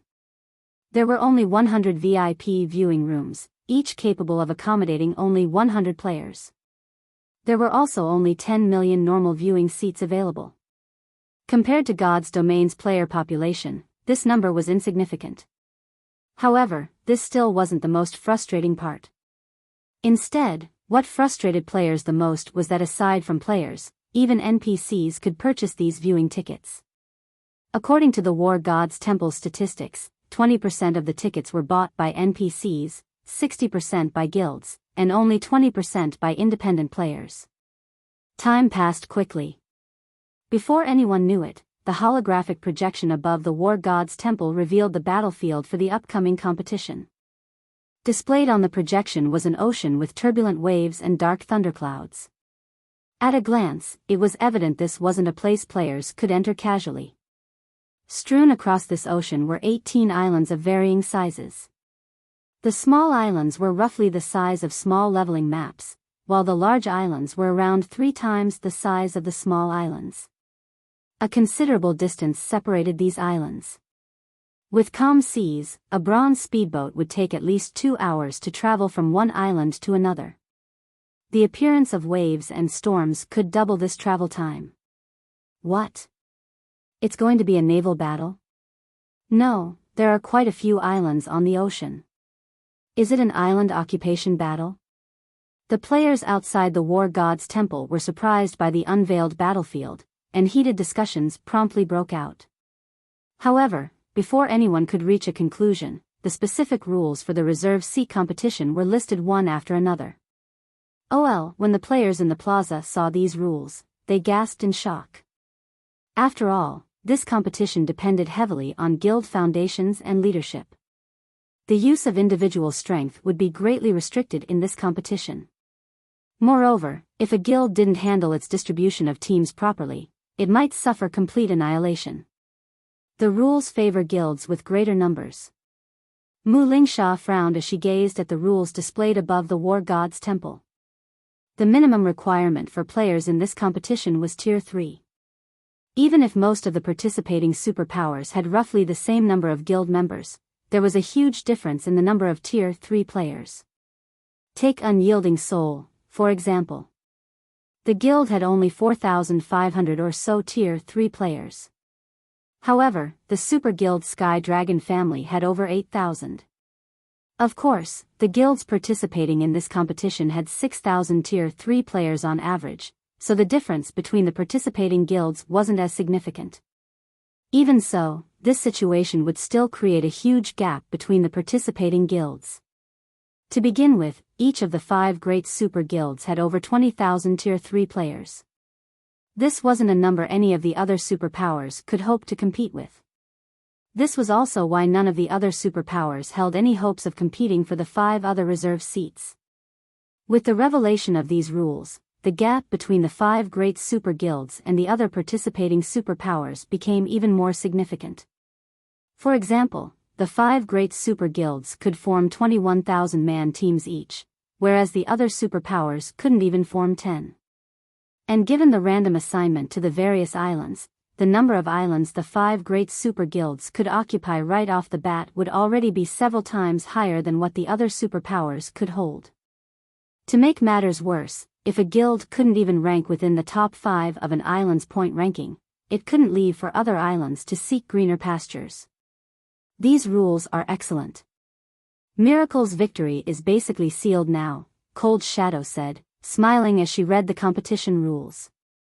At this time, Miracle's upper echelon was also ecstatic. After all, Miracle had over 13,000 members participating in the competition this time. As to why the guild could have so many Tier 3 experts, it was thanks entirely to the special tools mythology provided. These tools allowed Tier 2 experts that had trouble with their promotion to overcome the final hurdle. Although these artificially produced Tier 3 experts were lacking in combat standards compared to other Tier 3 experts, they were still bona fide Tier 3 players and much stronger than Tier 2 players. With the addition of these artificial Tier 3 experts, Miracle had the 6th largest player count in this competition. In contrast to Miracle's upper echelon, 7 Wonders, and the rest of Frost Heaven's upper echelon currently looked pale. Frost Heaven had only a little over 7,500 members participating.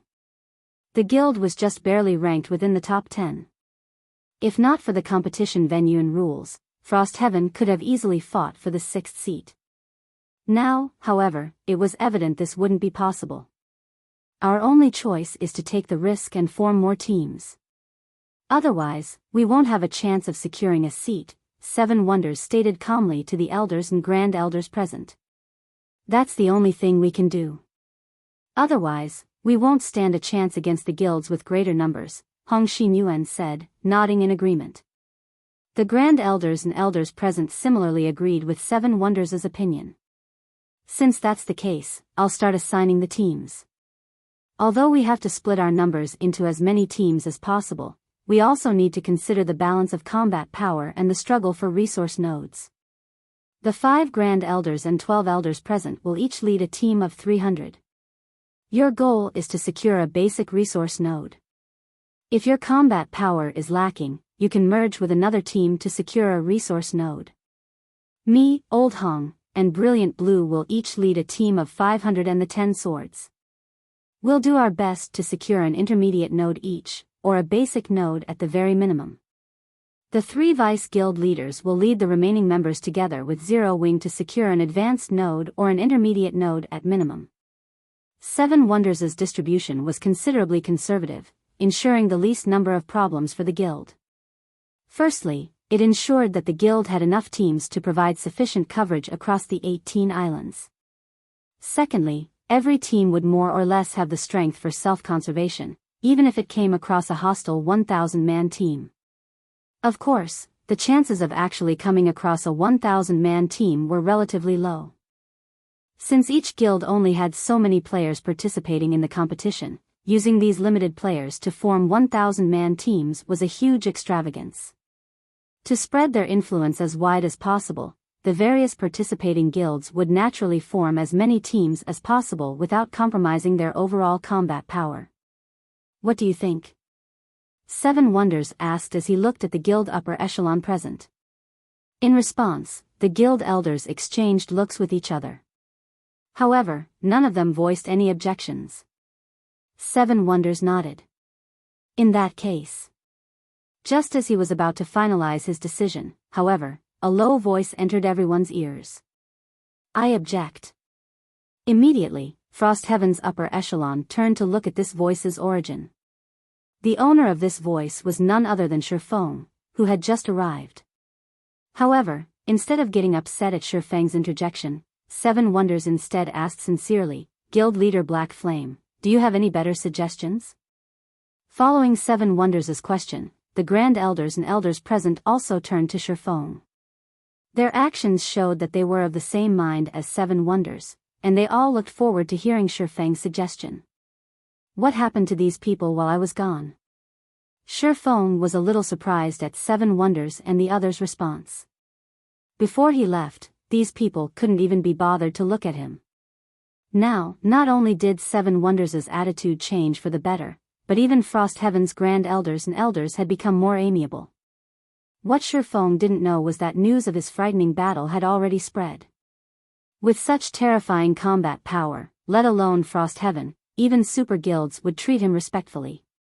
Read latest chapters at Wuxia World. However, Shifeng didn't dwell on the matter. I can't say it is a good suggestion. Calmly, Shifeng added, I just think that we should change the grouping slightly. How do we change it? Seven Wonders asked curiously. Shifeng then stretched out an open palm. 5. My suggestion is for Zero Wing to lead 5 separate 100-man teams, while your vice guild leaders lead the remaining 500 players. This way, we can maximize our combat effectiveness. Chapter 27:17, Gambit. 5 separate teams. Frostheaven's elders gasped involuntarily when they heard Shifeng's suggestion. They were at a disadvantage in numbers, and even the slightest mistake could put paid to securing the 6th reserve seat. Meanwhile, although Seven Wonders' distribution was conservative, it would allow Frostheaven to avoid significant problems. However, Shifeng was now suggesting that they split their numbers into 5 additional teams that met the bare minimum requirement of 100 players. This surpassed aggressive action and bordered on madness. Guild Leader Black Flame, isn't this a little too aggressive a maneuver? Mushin couldn't help but worry. At this point, everyone already knew that Shifeng possessed frightening strength. Even if he led the smallest sized team, he should still be able to handle most of the problems he encountered. However, the 4 other teams wouldn't have such an assurance. After all, no one else possessed the frightening combat power of Shifeng. Among Zero Wing's team, the second strongest person was Violet Cloud. And her control over mana was far from comparable to Shifeng's. This was something Mushin had verified through Violet Cloud's duel with Tian Cheng. As for Zero Wing's other members, their average combat standards didn't even reach the Void Realm. While they could still become useful combat power, they couldn't change the tide of battle by themselves. In fact, even Domain Realm experts couldn't do so. This was also why Seven Wonders had decided to have Frostheaven's Grand Elders and Elders lead 300-man teams at a minimum. At this moment, Mushin wasn't the only person puzzled by Shifeng's suggestion. Even Yulan and Yen Tianxing couldn't help staring at Shifeng in confusion.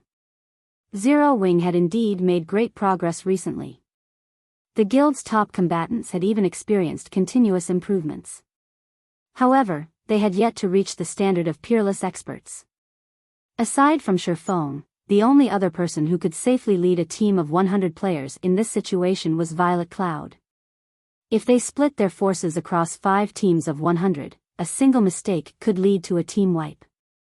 After all, this competition wasn't some children's game, nor was it a struggle for just a small part of God's domain. It was a competition for the 12 great guilds' reserve seats. None of the various superpowers would hold back this time. In fact, in this competition, even Void Realm experts would only be foot soldiers. Every participating team would most likely have several or even more than a dozen of such experts assigned to them. And while domain realm experts could be considered high-end combatants, even they would have to flee if they went up against 100-man teams without sufficient support. In this competition, only peerless experts could possibly single-handedly turn the tide of a battle. Not to mention, 100-man teams were only the bare minimum in this competition. If Apex experts came across a 500-man team by themselves, even they would most likely suffer. And if they came across 1,000-man teams, only death awaited them. It is indeed a little aggressive. However, this is also our only chance to secure a seat. Shifeng did not refute Mushin's words. After all, what she said was true. Otherwise, Frost Heaven won't have a single chance at victory. I'm sure you understand this, as well. In the past, due to an inadequate foundation, Frost Heaven failed to secure a reserve seat during the first competition. Meanwhile, the start of the island battle was incredibly important. If they couldn't spread their forces across as many islands as possible, they would basically have to write off the competition. There were only 6 reserve seats up for grabs. Ignoring island sizes, they needed to occupy at least 3 islands worth of resource nodes to have a considerable chance of winning. However, fully occupying 3 islands was easier said than done. When Shifeng finished speaking, Frost Heaven's upper echelon fell silent. After some time had passed, Hong Xinyuan suddenly stepped forward and said, I also agree with guild leader Black Flame's point of view. We are basically gambling on luck if we only have 21 teams. We might as well put up a fight, in that case.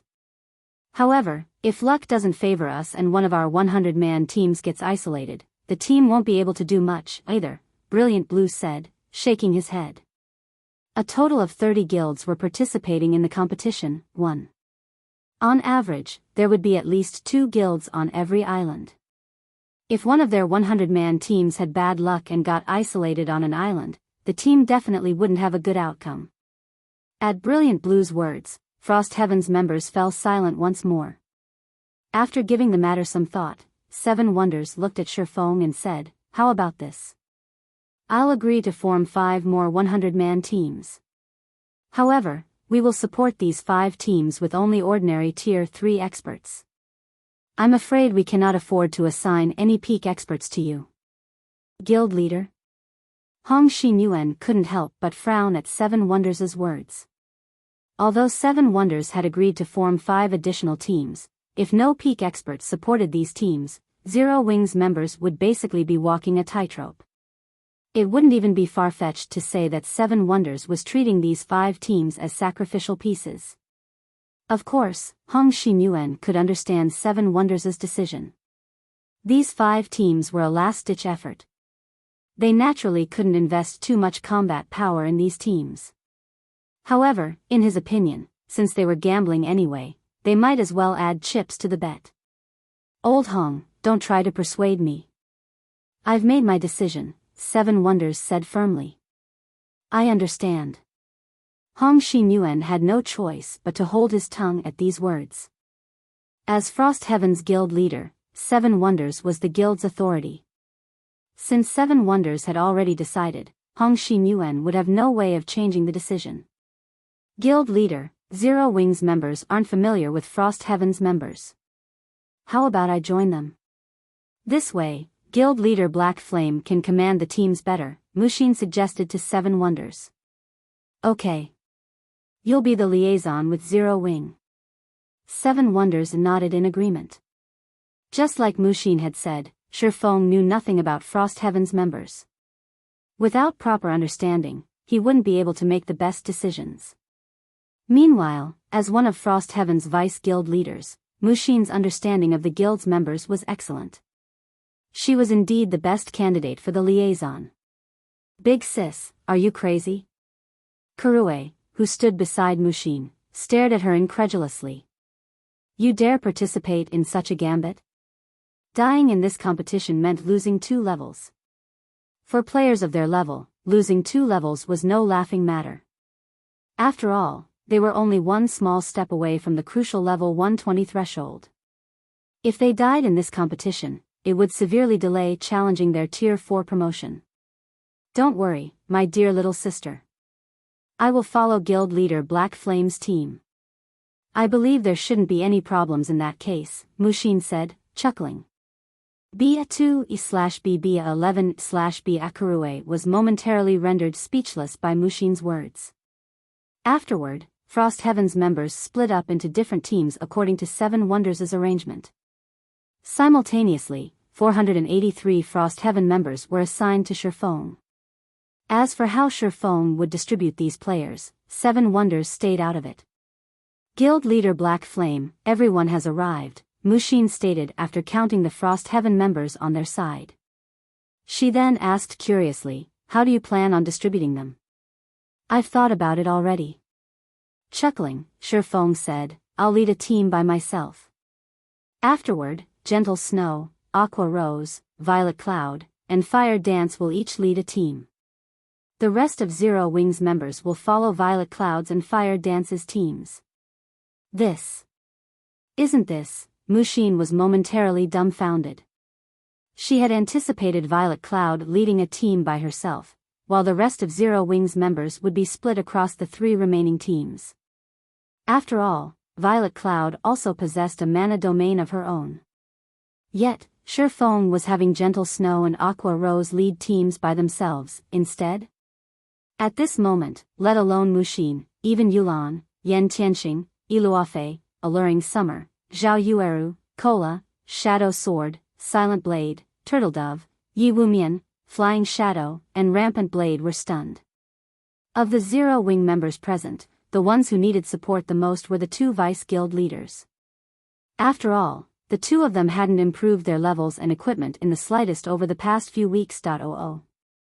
Although Gentle Snow's and Aqua Rose's weapons and equipment were still far superior to those of the various superpowers peak experts, the 2 of them were still slightly inferior to Violet Cloud and Fire Dance in combat standard. Not giving them any support was akin to going all in on a gamble. Ignoring everyone's doubts, Shifeng turned to the 2 people in question and asked, Snow, Aqua, are you fine with this arrangement? No problem. The 2 responded indifferently as if this matter had nothing to do with them. Read latest chapters at Wuxia World. Good. That settles it, then. Shifeng did not make any additional explanations. Following this, the various superpowers waited for another hour or so until a loud bell tolled in the War God's temple, the sound echoing throughout Flame Dragon City. The competition for the 12 Great Guilds reserve seats officially began. Immediately, the participants thronging the War God's temple's plaza turned into streaks of light and vanished one after another.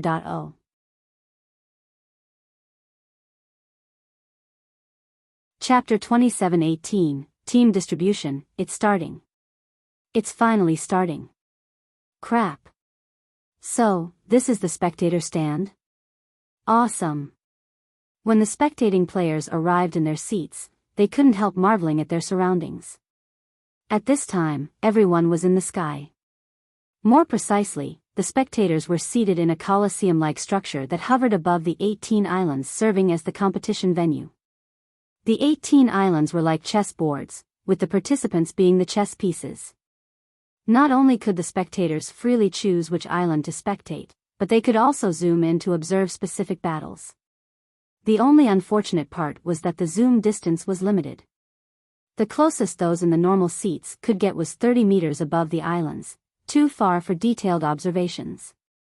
Spectators in the VIP viewing rooms, however, could not only spectate the battles as if they were there in person but also have the VIP rooms notify them of any ongoing battles.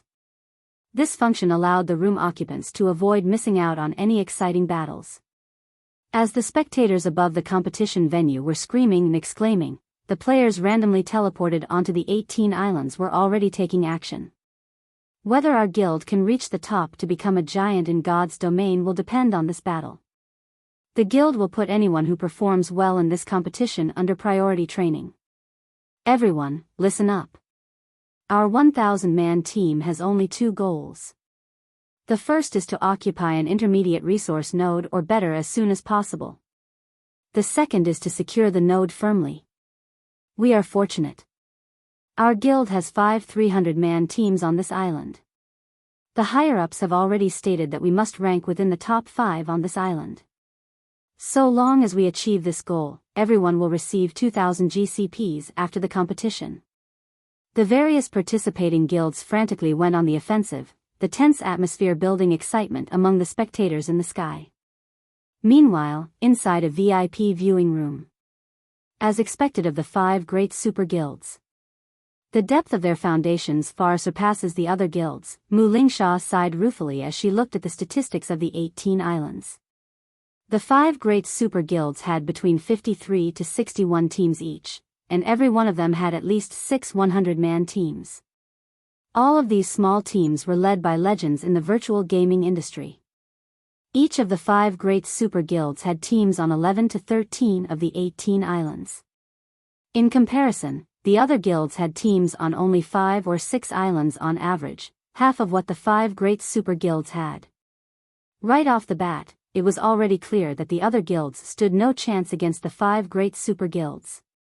Of course, there were also some lucky guilds that had teams on 8 or 9 islands. However, this couldn't be considered a fortunate matter either, as their numbers were spread so thinly that they could hardly preserve themselves, let alone occupy resource nodes. On the other hand, the 5 great super guilds' personnel were divided relatively evenly. Each of them only had 1 or 2 islands with insufficient personnel, which wouldn't affect the overall situation, as more than half of the islands they occupied had a considerable number of personnel. They wouldn't have any problems ranking within the top 5 in guild points. To put it simply, it was certain that the 5 great super guilds would secure a reserve seat for themselves. In terms of personnel distribution, Miracle and Sacred Temple have the best chance to secure the 6th seat.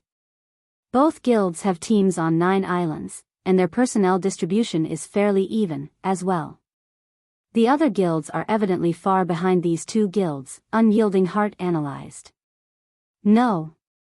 When Mu Lingsha took a look at Frost Heaven's statistics, she was slightly surprised. Frost Heaven isn't doing too badly, either. It has teams on 7 islands. If comparing based on the number of islands occupied, Frost Heaven could rank 12th out of the 30 participating superpowers. It was only 2 islands behind Miracle and Sacred Temple. No. Of the 7 islands Frost Heaven has been allocated to, 2 islands don't even have 500 players on it. Moreover, Unyielding Soul couldn't help shaking his head and sighing after carefully reading Frost Heaven's data. While Mu Lingsha and Unyielding Heart were discussing Frost Heaven, many other powers in the VIP viewing rooms were doing the same. Some of these powers gloated over Frost Heaven's misfortune, while some sympathized with the guild. As to why everyone reacted in such a way, it was because Black Flame, who was considered Frost Heaven's saving grace, had actually been assigned to island number 3, a large island. And worse, Black Flame's team was merely a 100-man team. He would be up against the teams of 16 superpowers on island number 3. Even the 5 great super guilds were present in full. The competition here was simply nightmarish in difficulty. It would be a fool's dream to try and secure a resource node with only a 100-man team. In addition, Frost Heaven only had 2 teams on island number 7, a medium island. One of them was a 100-man team led by Aqua Rose, while the other was a 300-man team led by one of Frost Heaven's elders. The 2 teams combined didn't even have 500 players. In comparison, the 8 other guilds on the island had between 1,000 to 2,000 players each. To make matters worse, the teams led by Frost Heaven's 7 wonders, Hong Xin Yuan, and 5 elders actually got assigned to island number 17. In total, the guild had 2,500 players assigned to a measly small island. Guild leader Black Flame, what should we do? Mushin inevitably grew anxious after learning of the various island situations. The guild leader sighed, won't have any problems, but we only have our team and Gentle Snow's 100-man team here. This was undoubtedly the worst possible scenario for Frost Heaven. Initially, they had been hoping for Sherfone to be sent to a small island. And so long as the number of guild members on that island reached 1,000, occupying 2 resource nodes on that island shouldn't be a problem. 2 resource nodes worth of guild points would be more than enough to propel Frost Heaven to the top 5 rankings of that island. After all, a small island only had 12 resource nodes. With so many guilds competing for the nodes, there wouldn't be enough for each competing guild to secure one. Now, however, Shifeng had ended up on a large island with only 200 friendly players. In this situation, the most he could do was occupy one resource node, which would basically be useless. Moreover, as Shifeng was foreign aid, he would get only half the points official participants would get. On the other hand, Seven Wonders' side should have no problem occupying two resource nodes. In fact, they had too many people for the task. However, securing a third node on the small island would be difficult since a small island had only 12 resource nodes. If Frost Heaven occupied too many, the other superpowers would join hands to target Frost Heaven. This is still a relatively good start, Shifeng said calmly as he inspected the distribution information. Let's meet up with Snow's team for now. A good start? Mushin fell speechless momentarily. In the current situation, the chances of Frost Heaven securing the 6th reserve seat were incredibly slim. However, what Mushin didn't know was that Shifeng had hoped to be assigned to a medium or large island. After all, only medium and large islands had advanced resource nodes. As foreign aid, he would receive only half the points of official participants. Hence, securing an advanced node was a must if he wished to have an impact. His random assignment to a large island couldn't be considered bad luck. If he had gotten assigned to a small island, now that would be truly bad luck. Read latest chapters at Wuxia World. EU. During the time Shifeng's team was converging with Gentle Snow's team, a 1,000-man team was slowly traversing a dense forest on island number 3. Meanwhile, the cool-headed youth leading the team was currently staring at a 100-man team several hundred yards away, with scorching flames blazing in his eyes. Black Flame, it seems your luck has finally run out.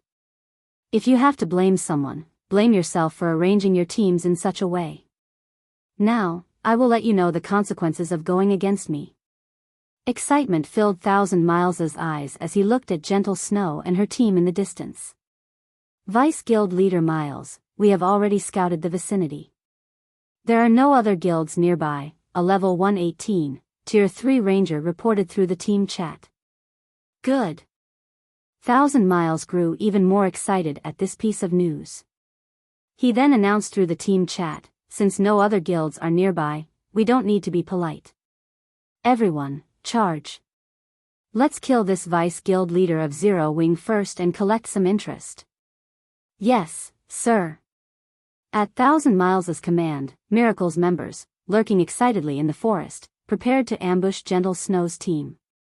They would make sure that her team had nowhere to be run. /B.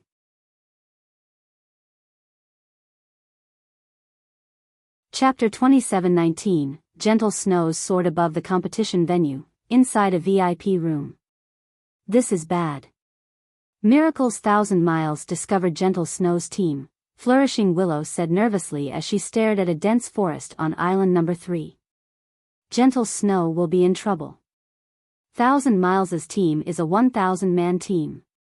The experts on Thousand Miles' team are astonishing. I'm afraid there are at least a dozen peak experts and 2 apex experts. Galaxy Past, the Star Alliance's guild leader, also frowned when he saw this situation. As a guild of Star Moon Kingdom, the Star Alliance had frequently clashed with Gentle Snow's Ouroboros during the early stages of the game. In fact, Galaxy Past had even treated Gentle Snow as his rival. Hence, Galaxy Past paid close attention to Zero Wing in this competition. This was especially so for his ex-rival, Gentle Snow. Galaxy Past had even set Gentle Snow as a priority target on the spectator's interface. So long as she fought in a battle, he would be notified of it immediately. The gap between the two sides is too large. Purple Eye, who was now a level 117, Tier 3 Great Mage, shook her head and sighed. If Gentle Snow were leading Zero Wing's main force, she might still stand a chance. However, with her strength alone, there's no way her team can win. Even escaping will be a problem. Although the Star Alliance had been in conflict with Ouroboros and even the current Zero Wing, as guilds originating from Star Moon Kingdom and peak experts from the same kingdom, Purple I still hope to see Gentle Snow and Zero Wing perform well in this competition. Damn it. If only we could join the battle. The other Star Alliance upper echelon present also sighed and grumbled. They never thought that Gentle Snow's team would be so unlucky as to encounter a 1,000-man team right off the bat. Miracle has started moving. Gentle Snow. Why haven't you noticed them yet? Flourishing Willow reflexively stood up in worry and pointed at Miracle's members on the holographic projection. A 100 versus 1,000 battle already placed Gentle Snow's team in an overwhelming disadvantage. Moreover, Miracle's team was even stuffed with experts, while Frost Heaven's members were obviously no good. Even the strongest among them had reached only the refinement realm. Most of them weren't even at the half-step refinement realm standard. Let alone Miracle's experts, even the Star Alliance's main force could trounce these Tier 3 experts from Frost Heaven. However, despite the Star Alliance's members' thoughts and shouts, Miracle's experts had already sneaked within 100 yards of Gentle Snow's team. For Tier 3 players, such a distance required only a few steps to cross. Gentle Snow's team had no chance to flee now. Good. Magic Team, start chanting. 1,000 Miles commanded after his team arrived within the critical range. He then turned to the two elderly men beside him and said, Elder Rock, Elder Feather, I'll leave Gentle Snow to you two. Do not let her get away. Rest assured, Vice Guild Leader. Leave that young lady to these two old men, Elder Rock, a white-bearded old man clad in black robes and armed with two pitch-black short swords, answered. If we take action, she won't have a chance to escape, Elder Feather, an old man with golden pupils, said, smiling. He wore dark gray leather armor and carried a white-winged feather bow. I am naturally confident in your abilities. Both of you are our guild's top-ranking ambushers. However, Gentle Snow isn't an easy target either. In terms of combat power, she rivals domain realm experts already. Killing her will definitely deal a huge blow to Zero Wing, 1,000 Miles said, smiling. 1,000 Miles felt reassured that Elder Rock and Elder Feather were taking action. After all, the two elders could hold their ground even against a peerless expert if they worked together. This was why the guild had let these two elders join a 1,000-man team. However, he did not wish to repeat his mistakes. He would use everything he had, even to deal with a minor problem. When 1,000 Miles finished speaking, the magical class players in the team had also completed the incantations for their spells. Vice Guild Leader, all preparations are done. We can make them disappear from the island at your command, a level 118, Tier 3 Great Mage reported quietly. Good. 1,000 Miles did not doubt his subordinate's words at all since the 20 magical class players had jointly cast 8 destruction spells. These powerful spells would devastate even level 120 mythic monsters, let alone Tier 3 players. The magical class players on the team grew excited. After all, they rarely had an opportunity to use such high-caliber spells. The bosses in dungeons normally wouldn't give them a chance to cast such spells. Only during siege battles would they have such an opportunity. Now that they could use Gentle Snow's team for target practice, they were naturally more than happy to do so. Immediately, 1,000 Miles turned to look at Gentle Snow's team. Huh. However, the instant 1,000 Miles turned around, his entire body shuddered. Before anyone noticed, Gentle Snow had already appeared before his team's magical class players. The Tier 3 Great Mage that reported to him was even laughing, wholly unaware of Gentle Snow's arrival. Not good. We got discovered. 1,000 Miles shouted instinctively.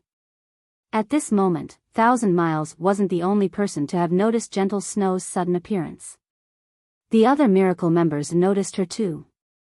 Only, their minds failed to react to the situation. Gentle Snow, who had used Instant Flash to arrive before her ambushers, had no intention of giving her opponents time to react. She immediately swung the glorious Will replica, which had already been upgraded to the fragmented legendary rank, at the Tier 3 Great Mage leading Miracle's magical class players. Gentle Snow's slash was straightforward, so fast that the great mage could only watch as her sword descended. He didn't even have time to dodge using instantaneous movement. The next moment, the great mage was cleaved in half, and his HP plummeted straight to 0. What a quick slash. 1,000 Miles couldn't help gasping when he saw his subordinate getting killed. The great mage in question was a Void Realm expert. Normally, so long as his opponent made any movements, he would instantly sense his opponent's intentions and react appropriately. Moreover, all magical class players possessed skills or spells like instantaneous movement. Hence, in order to finish the great mage in one hit, even domain realm experts had to launch an attack without the great mage's awareness of the situation. However, despite Gentle Snow executing an attack right before the great mage's eyes, the latter had actually failed to respond to it. Little girl, you are really courageous. Aren't you afraid of making a one-way trip? Elder Feather sneered as he looked at Gentle Snow. However, despite his confident words, he still observed Gentle Snow cautiously. He then privately whispered to Elder Rock, "It seems this little girl is much stronger than we imagined, Old Rock. I'll try to create an opportunity for you in a moment. Leave it to me." The black-clad Elder Rock also understood that the woman before them shouldn't be underestimated. Immediately, the short swords he held behind his back bloomed with a pitch-black brilliance. As soon as there was an opening, he would use his strongest move to finish off Gentle Snow. However, before Elder Feather and Elder Rock could make their move, Gentle Snow seemed to see through their intentions already. Before the two elderly men realized it, 16 swords of light were flying at them, the abrupt attack catching them off guard. To make matters worse, they actually couldn't perceive the presence of these 16 light swords. Damn it. Immediately, both Elder Feather and Elder Rock used their life-saving skills simultaneously. The next moment, a storm brewed around Elder Feather, who was a Tier 3 ranger, the storm deflecting all attacks around him. As for Elder Rock, who was a Tier 3 assassin, he executed bewildering footwork and instantly split into 6 identical copies of himself. It was impossible to tell the real one from the fakes. After Elder Feather and Elder Rock, 1,000 Miles was the quickest to react among the miracle members present. He raised his divine skeleton shield and dark red battle axe and charged at Gentle Snow, leaving behind an afterimage. Tier 3 skill, Triple Purgatory Flash. The next moment, 1,000 Miles brandished his axe and summoned 3 black crescents that attacked Gentle Snow from 3 different directions. The attack was so fast that even domain realm experts had to focus all their attention on it if they wished to dodge or block it. However, 1,000 Miles did not see Gentle Snow paying any attention to him. As if he were only an ant by the roadside, she completely ignored his existence. Die. Feeling extremely humiliated by Gentle Snow's attitude, 1,000 Miles bellowed in anger. Simultaneously, the 3 black crescents' power also strengthened slightly, enough to shatter space itself. However, 1,000 Miles quickly felt despair overwhelm him. Even now, Gentle Snow still ignored him. She merely swung her greatsword at the crescent approaching her from the front. Immediately afterward, the black crescent deflected along the greatsword's trajectory and smashed into the 2 other black crescents. To 1,000 Miles' surprise, after the latter 2 crescents got struck, their courses actually deviated toward himself. How is this possible? 1,000 Miles was dumbfounded. Although he wanted to repulse these 2 black crescents, his body simply couldn't react in time. Boom. Boom. Read latest chapters at Wuxia World. EU2 dull sounds appeared, and 1,000 Miles stumbled 2 consecutive steps backward. Each step was accompanied by a significant loss of HP. By the end of the attack, 2 deep cuts had appeared on his armor, and his HP had fallen below 50%. Just when 1,000 Miles thought he could catch a breather, he noticed that his surroundings were surprisingly quiet. You guys. What happened? 1,000 Miles couldn't help his confusion when he saw his teammates' shocked expressions. However, before 1,000 Miles could take in the situation, another black crescent flew across his neck and left behind a black line in space and a flying head. Oh.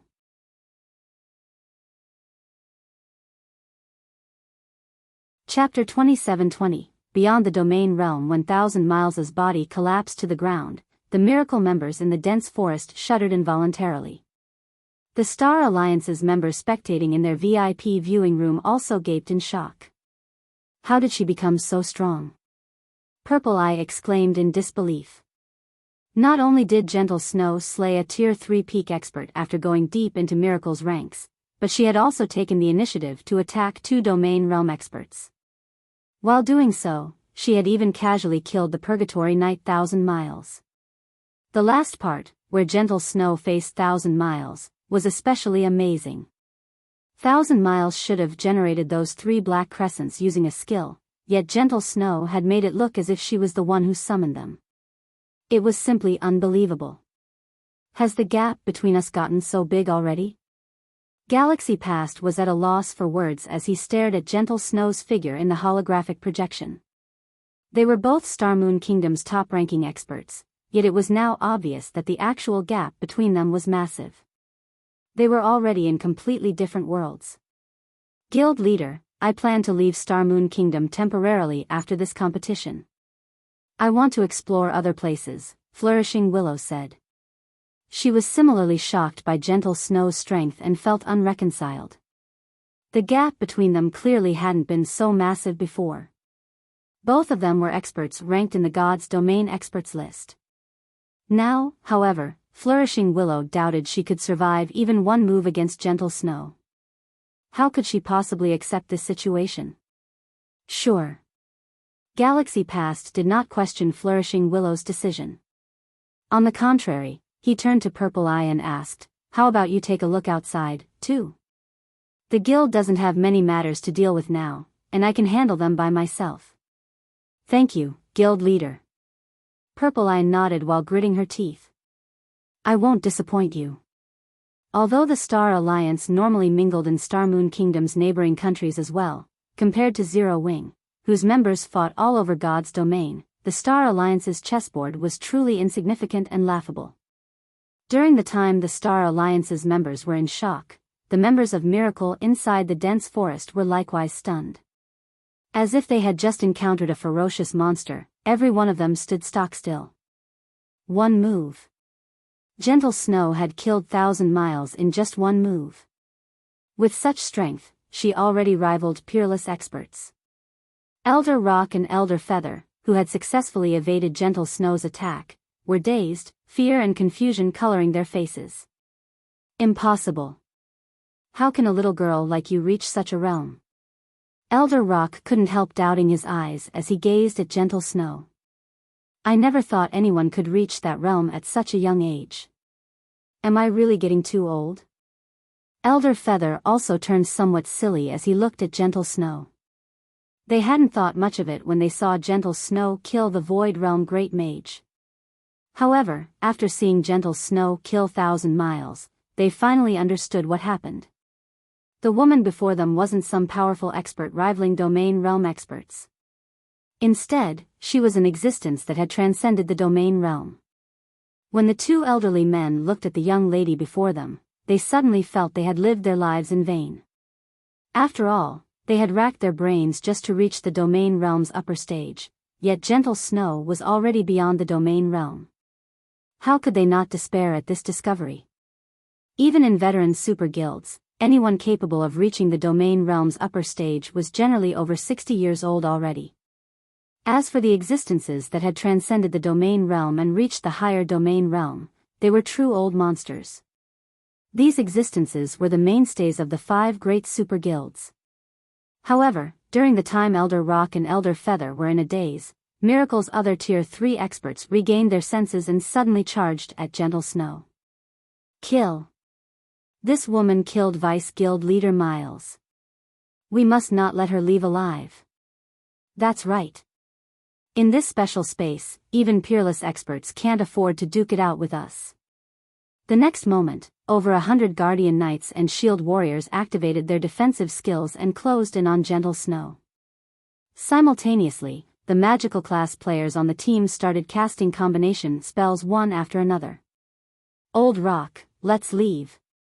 It'll be too late, otherwise.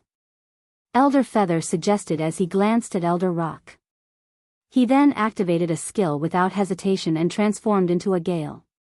He crossed several dozen yards with every step he took, showing no intention of fighting whatsoever. Snapping out of his daze, Elder Rock hurriedly used wind steps, which he had upgraded to Tier 3, and entered stealth. Elders? Miracle's members were stunned momentarily. What was up with this situation? Despite being the two strongest combatants in their 1,000-man team, Elder Rock and Elder Feather had actually fled. At this moment, let alone Miracle's members, even the Star Alliance's spectating members couldn't help gaping in shock. What's going on? Why are those two Apex experts running away? Despite having entered the flowing water realm already, Galaxy Past, Flourishing Willow, and Purple Eye were bewildered by Elder Rock and Elder Feather's decision to flee. Domain realm experts were existences that even the various superpowers wouldn't want to offend casually. Not to mention, both Elder Rock and Elder Feather had clearly made significant progress in the domain realm already. The two of them working together could most likely go up against peerless experts. Not to mention, they still had the 1,000-man team supporting them. Even a peerless expert wouldn't want to clash head-on with such a force. Yet, the two Apex experts had actually fled? While everyone was bewildered by this situation, Gentle Snow executed a vertical leap, vanishing from sight. When she reappeared, she was standing 50 yards away from her original position. The glorious will in her hands bloomed with dazzling brilliance. Will of Light. Instantly, 12 brilliant flashes streaked through the dense vegetation, brightly illuminating the entire forest. What is she doing? Frost Heaven's members, who were spectating the fight from a distance, were confused. Likewise, Miracle's members also found this situation odd. They couldn't help wondering why Gentle Snow would launch an attack at empty air. Who could she possibly hit? However, this thought lasted for only half a second in everyone's mind. Read latest chapters at Wuxia World. EU boom. A deafening boom spread through the area. Immediately afterward, web-like cracks formed within the dense forest space and spread up to 300 yards away from the explosion's epicenter. Then, the entire region collapsed. The cracked space transformed into a pitch-black area with space and time in disarray. A boundless spatial storm subsequently raged through the area, devouring all of Miracle's members. Even Elder Rock and Elder Feather, who had escaped beforehand, got swept up in this chaotic storm, their HPs draining like running water. Several seconds later, the shattered space started returning to normal. However, at this point, Miracle's 1,000-man team was nowhere in sight. And from above the island, it looked as if a huge meteorite had struck the dense forest, leaving behind only a huge impact crater. What exactly did she do?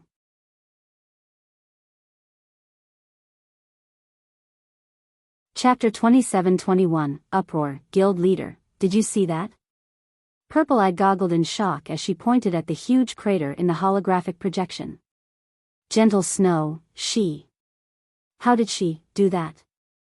Gentle Snow should have destroyed the space in the surrounding area to annihilate Miracle's 1,000-man team, Galaxy Past answered calmly. No. I know that, but I'm not referring to that, Purple-Eye said, shaking her head. She then turned to Galaxy Past and continued, I'm talking about Gentle Snow's 12 consecutive slashes. She actually stacked the power of those 12 slashes. It was challenging to combine the power of multiple sources. The more sources one tried to combine, the greater the difficulty. In fact, the difficulty increased exponentially. Even Apex experts who had reached the domain realm could, at best, combine the power of 6 attacks. Yet, now, Gentle Snow had actually combined 12 attacks into one. Moreover, she had accomplished this feat while wielding a great sword. This was no longer a matter of strength. Such a feat should be impossible for humans. Gentle Snow was a genius of their generation. They had also entered God's domain at the same time. Even if Gentle Snow had made rapid progress, reaching such a level should be possible for her. At this point, she couldn't even be considered human anymore. She was a monster in human skin. Purple, calm down, Galaxy Past advised. You should be aware of Zero Wing's strength. Zero Wing has always been able to accomplish feats other guilds can't. Gentle Snow might have learned a powerful skill that allowed her to perform such an action. Galaxy Past could sympathize with Purple Eye's unreconciled and helpless feelings. After all, this kind of power already exceeded the realm of humans. It was no exaggeration to say that Gentle Snow had become an existence that they would never surpass in their lifetimes. Meanwhile, inside a lounge in Miracle's headquarters in the real world, the lids of 2 virtual gaming cabins opened slowly. We still died. We didn't even have a chance to escape. With this, we'll have to wait even longer before we can start our Tier 4 promotions, Elder Rock grumbled as he sat up in his gaming cabin, a bitter smile forming on his face. We are lucky. If this were the preliminaries, we would have lost 5 levels. Elder Feather frowned as he sat up in his cabin. A hint of awe appearing in his eyes, he continued, truly, that kind of monster isn't something we can go up against. She actually destroyed the entire space to prevent us from escaping. Even short-duration invulnerability skills are useless against that kind of attack. 1,000 miles truly screwed us over. His information is absurdly inaccurate, Elder Rock snarled. In hindsight, that little girl is the real monster, not Black Flame. However, it's fortunate we came across her so soon. There is still time to salvage this situation, Elder Feather said, smiling. What do you mean, Old Feather? Elder Rock asked, puzzled. I relayed this information to the guild leader before we got killed. I'm sure the others know about this by now, Elder Feather said. Now that it is revealed that Frost Heaven has a higher domain realm expert in addition to Black Flame, I'm sure you should know what this means. Are you saying the guild leader will relay this information to the other superpowers? Elder Rock couldn't help growing a little excited. That was a higher domain realm expert they were talking about. On island number 3, there was no way Black Flame could cause an upset by himself. However, it would be a different story if a higher domain realm expert were added to the equation. Zero Wing might actually be able to secure 2 resource nodes and become the 6th-ranked guild on island number 3. In that case, Frost Heaven's chances of winning the 6th reserve seat would increase significantly. However, once Miracle spread this information, the various superpowers would most likely band together to prevent Frost Heaven from ousting them. Just as Elder Feather assumed, Miracle did not conceal Gentle Snow's information. On the contrary, the guild publicized it throughout the arena. Every participating guild became aware of Gentle Snow's existence. Higher domain realm? Zero Wing actually had such an expert. Could Miracle be lying to us? That's the higher domain realm we are talking about. How can a little girl like Gentle Snow reach it? That shouldn't be the case. According to our members on island number 3, Gentle Snow did indeed clash with one of Miracle's 1,000-man teams. Moreover, their fight created quite a commotion. It could be heard even from miles away. After our members inspected the battlefield through magical observation, they found that Miracle's 1,000-man team had indeed been annihilated. Moreover, Gentle Snow had even wiped out Miracle's team with just one move. For a time, the various participating guilds had heated discussions over this matter. Although most of them remained dubious of the claim that Gentle Snow had reached the higher domain realm, they were still afraid of her. The higher domain realm was a secret among the various superpowers. Ordinary players weren't even aware of its existence. Currently, those who had reached the higher domain realm were old monsters belonging to the 5 great super guilds, and these old monsters almost never revealed themselves to the public. In fact, the public had mostly forgotten about them. However, the various superpowers understood that the reason the 5 great super guilds could be referred to as such was precisely because of these existences. So long as this group of old monsters took action, even peerless experts wouldn't be able to stop them. After all, peerless experts were merely a bunch of people still stuck in the domain realm. Even the stronger ones had reached only the domain realm's upper stage. A more significant part of the reason peerless experts were called as such was their basic attributes. which far surpassed those of other domain realm experts. However, it was a different story for higher domain realm experts. These existences possessed inhuman combat standards. Moreover, there was almost no trial in God's domain that could trouble them. They could easily overcome the hurdles they faced and secure as many opportunities as they wanted in God's domain. One could say that in terms of both basic attributes and combat standards, higher domain realm experts far surpassed peerless experts. Even one such existence could turn the tide of a war. Now that Gentle Snow was suspected of having reached the higher domain realm as well, the various superpowers would have no choice but to take precautions against her. Meanwhile, when Frost Heaven's members heard this piece of news, every one of them was shocked. How is this possible? That Vice Guild leader from Zero Wing is actually in the higher domain realm? Brilliant Blue felt like he was dreaming when he read his subordinate's report. He simply couldn't bring himself to believe it. This was the higher domain realm they were talking about. However, at this time, the various participating superpowers were all talking about this matter. Moreover, the Frost Heaven members with Gentle Snow acknowledged that she had single-handedly wiped out Miracle's 1,000-man team.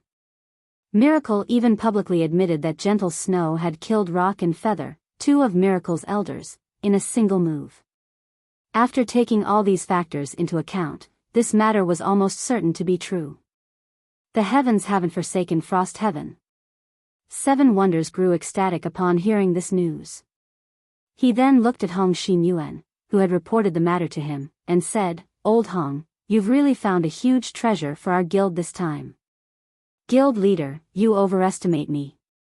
Hong Xinyuan shook his head with a smile. In reality, even he had not been aware that Gentle Snow had reached the higher domain realm. Had he known, he wouldn't have offered just 3 upper zone reserve slots to Zero Wing. Meanwhile, when Mushin, on island number 3, received the news about Gentle Snow, she was lost in thought for a long time. Black Flame. Is Gentle Snow really at the higher domain realm? Mushin couldn't help asking Shifeng. Probably. Shifeng chuckled. Probably? What do you mean, probably? Has she reached it or not? Mushin got irritated at Shifeng for persisting in keeping her in the dark. The various superpowers already believed that Gentle Snow was a higher domain realm expert. Yet, Shifeng was still so close-mouthed about it. Shifeng couldn't help smiling bitterly at Mushin's reaction. Truthfully, he didn't actually know what realm Gentle Snow had reached. After all, he didn't know what kind of world the higher domain realm was. In addition, when he looked at Gentle Snow, he felt as if he was looking at a cloud.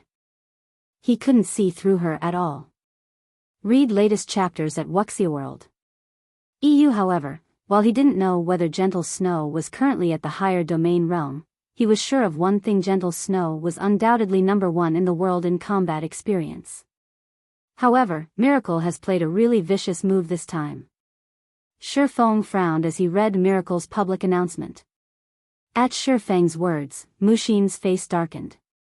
Are you saying Miracle plans to kill with a borrowed sword? That's right. Shifeng nodded.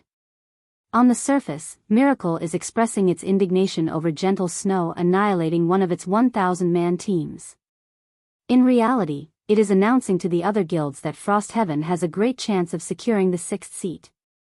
This way, the other guilds will have to consider banding together to target Frost Heaven. What should we do, then? Mushin understood how vicious Miracle's move was. If they didn't handle this matter properly, Frost Heaven might come under attack from all sides. Should I notify my guild leader of this? Shifeng sneered. Since Miracle wants Frost Heaven to become a thorn in the various guilds' eyes, we'll make the various guilds understand that the 6th seat belongs to us.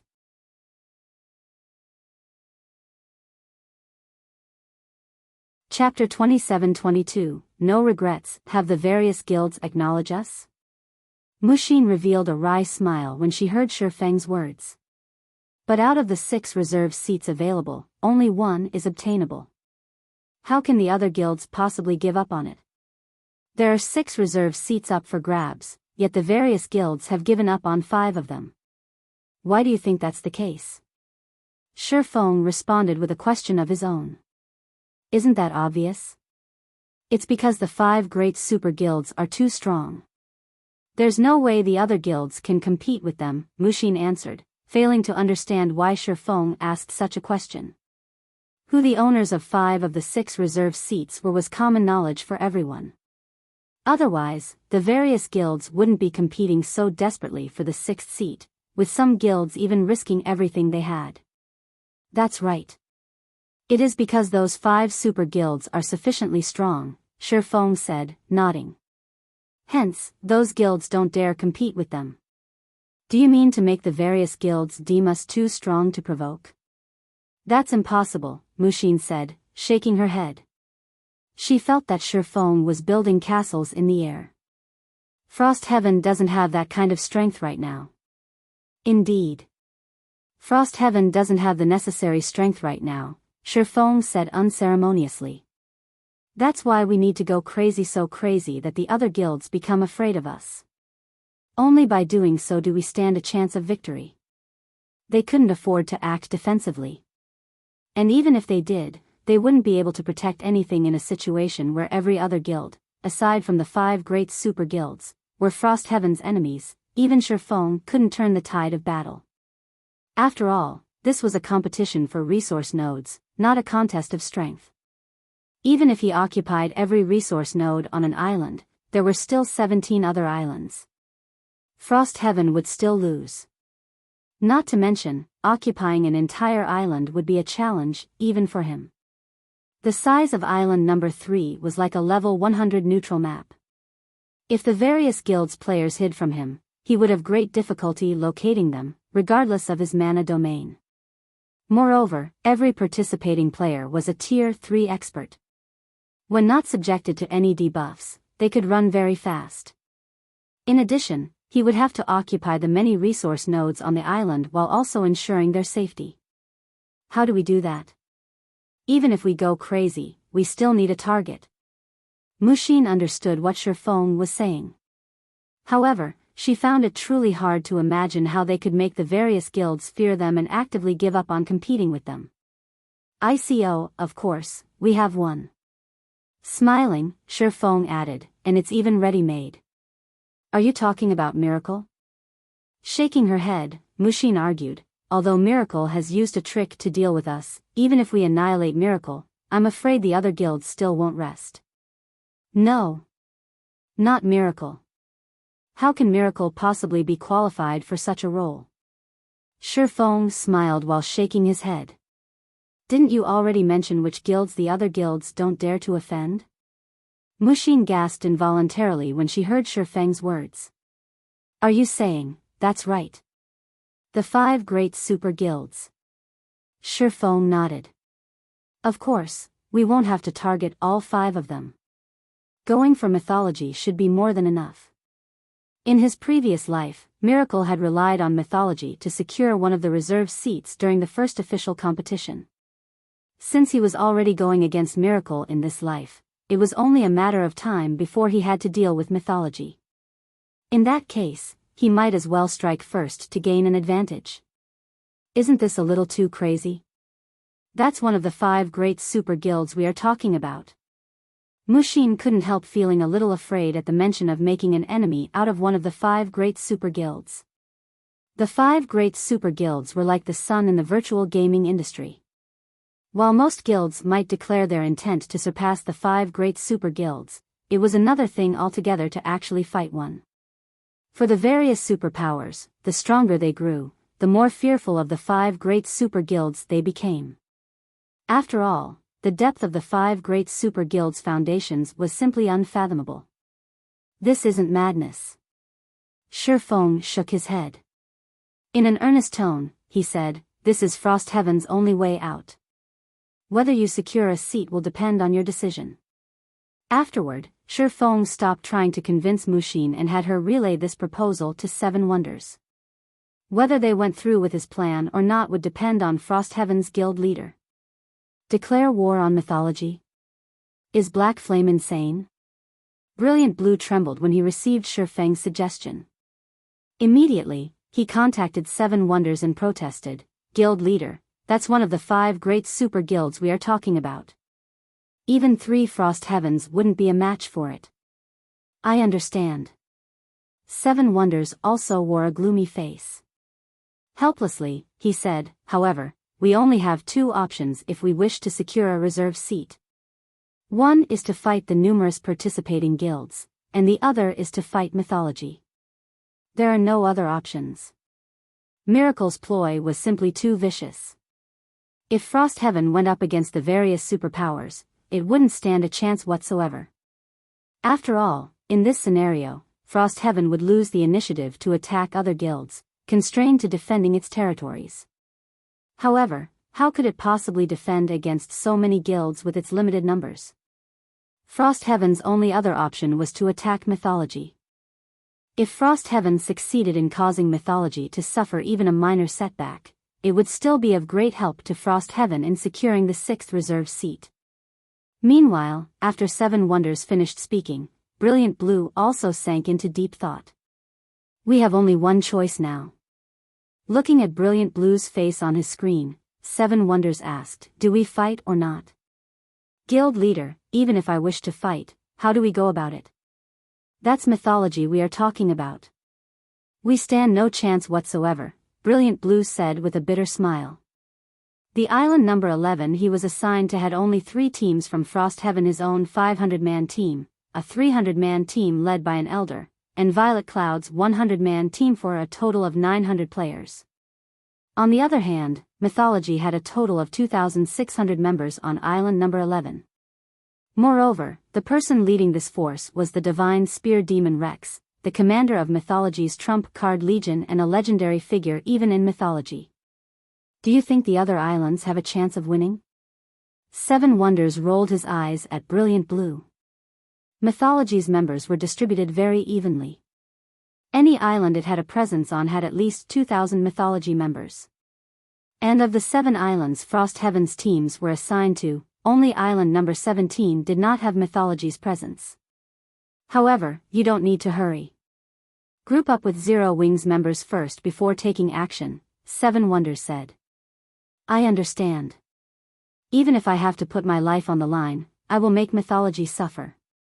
Brilliant Blue did not oppose Seven Wonders' decision. This upcoming battle would decide whether Frost Heaven would rise or fall. Afterward, Seven Wonders relayed his command to the Frost Heaven members on the other islands. In 2 hours, they would launch a simultaneous assault on mythology's resource nodes on Frost Heaven's 6 islands. As Frost Heaven's members waited quietly for their fateful moment, fierce battles occurred one after another on the various islands. The savage clash between superpowers thoroughly dumbfounded the spectating major powers. They never thought that the foundations of these superpowers would be so astonishing. If not for this competition, none of them would even suspect that the various superpowers' younger generation had already developed to such a frightening extent. Not only had many of these younger generation talents reached the Void Realm already, but some had even reached the Domain Realm. Given enough time, these Domain Realm youths would definitely become leading lights in God's domain. Shortly after the first bout of battles, the various resource nodes also fell under the ownership of players. To no one's surprise, the 5 great super guilds held an overwhelming advantage over the other participating superpowers. Close at their heels were Miracle and Sacred Temple. Both Miracle and Sacred Temple had managed to rank 6th on 5 of the islands they were assigned to. If this situation persisted, there was no doubt that the 6th reserve seat's owner would emerge from one of them. However, as everyone was guessing which of these 2 guilds would secure the 6th seat, some spectating players and participating guilds noticed a peculiarity. What's going on with Frost Heaven? They're not even trying to compete for resource nodes. I know, right? Aside from ranking 5th on island number 17, they haven't taken any action on the 6 other islands. They're not giving up, are they? Have they gotten scared? Many of the participating guilds laughed at Frost Heaven's performance. Initially, Frost Heaven should have had a high chance of winning because of the dark horse known as Zero Wing.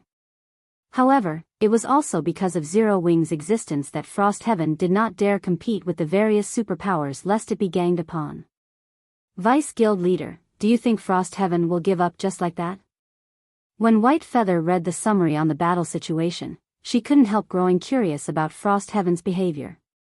It's not impossible. Miracle's ploy is truly vicious. So long as Frost Heaven dares make a move, every other guild will target it.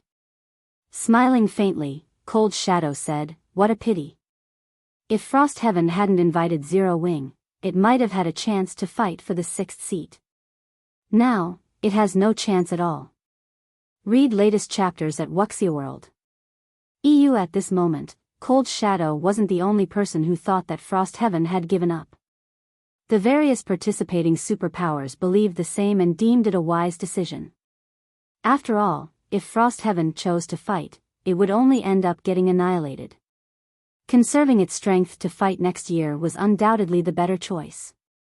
While the various guilds were watching their guild points rise, Frost Heaven's members were sneaking up to Mythology's resource nodes, their hearts pounding with anxiety and excitement. After glancing at the distant advanced resource node that Mythology guarded tightly, Shifeng checked the time. It's time. Move out, oh.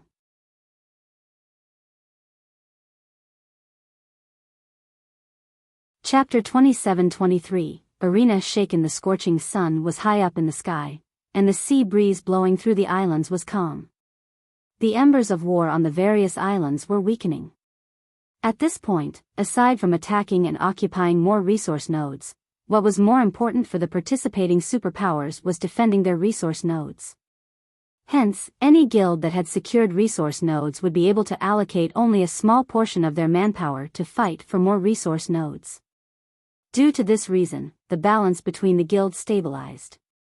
At this rate, the struggle for the 6th seat should be between Miracle and Sacred Temple. A hint of envy flashed in Mu Lingsha's eyes when she saw the various islands' resource node distribution data. Although the winners of this competition wouldn't join the ranks of the 12 great guilds and couldn't garrison an entire empire, the reserve seats still allowed guilds to garrison the cities of an empire.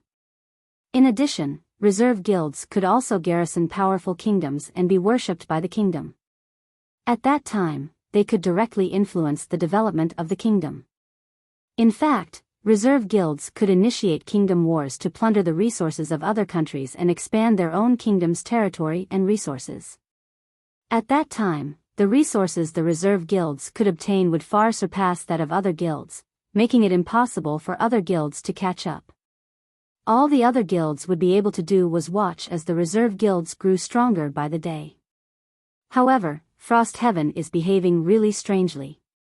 Unyielding Heart studied the battlefield stabilizing situation in puzzlement. Frost Heaven clearly had a chance to secure the 6th seat before. There's no reason for it not to put up a fight. After all, the various guilds banding together is only a possibility. So long as Frost Heaven doesn't behave too aggressively right off the bat, I'm sure those guilds won't deliberately join hands.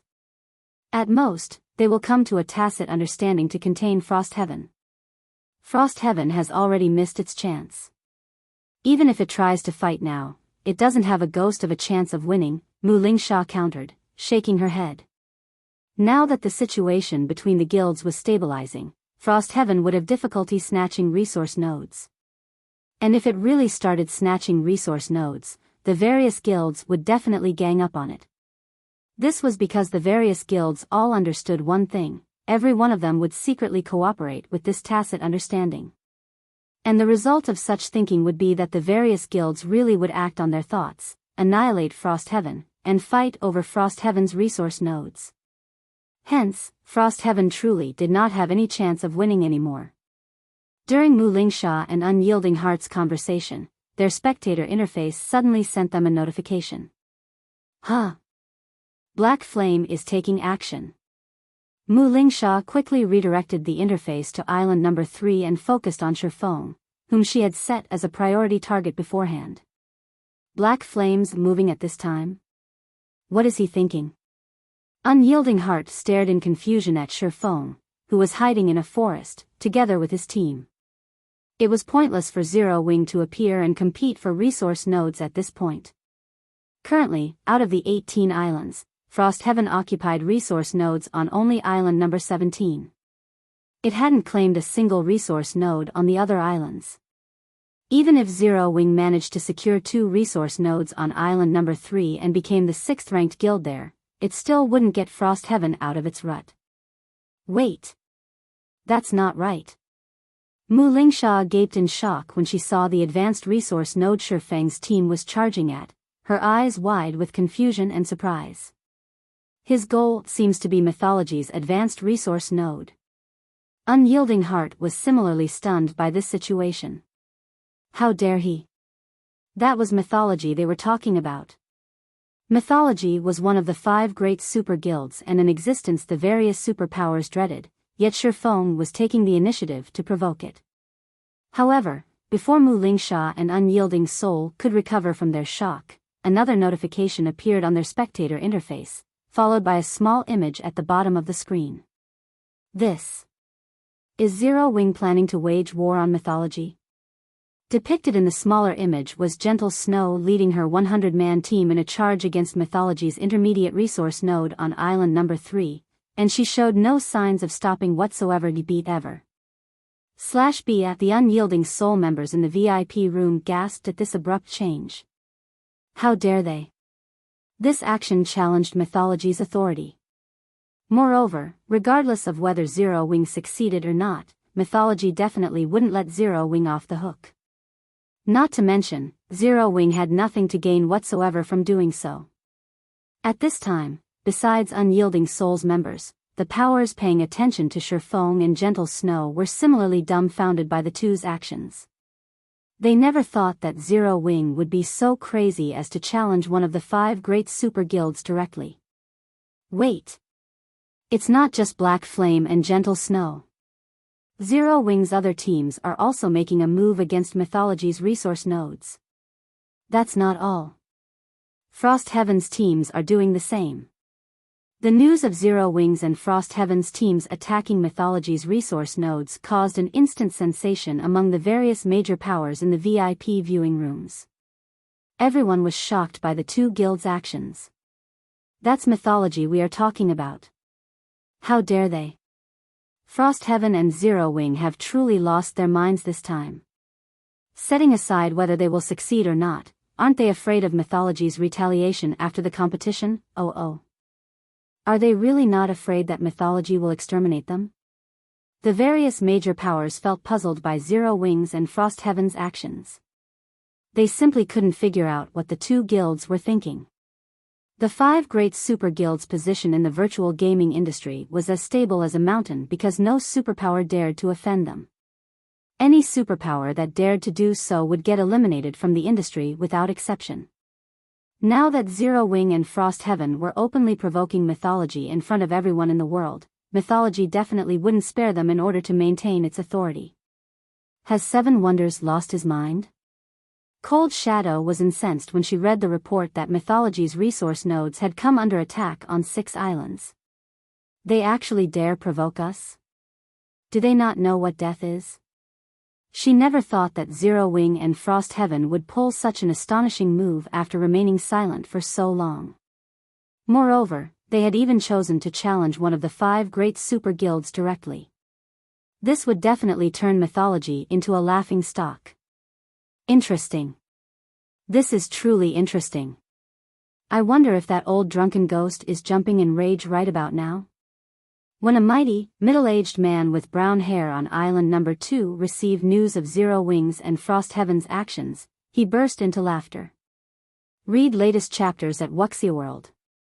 This middle-aged man was none other than the guild leader of Netherworld Empire, one of the 5 great super guilds. Guild leader, it is still too early to be happy. How can mythology's resource nodes be so easy to capture? Zero Wing and Frost Heaven are just looking to humiliate themselves, a tall man clad in dark gray armor said disdainfully. Zero Wing could be said to be a guild that had relied entirely on external aid to reach its current position. Although Black Flame and Gentle Snow indeed possessed noteworthy combat standards, they were still negligible existences in front of the 5 great super guilds. Regardless, having mythology lose some face is always a good thing, the middle-aged man said, chuckling. As for how long Zero Wing and Frost Heaven can last, that's not important. Mythology was one of the 5 great super guilds.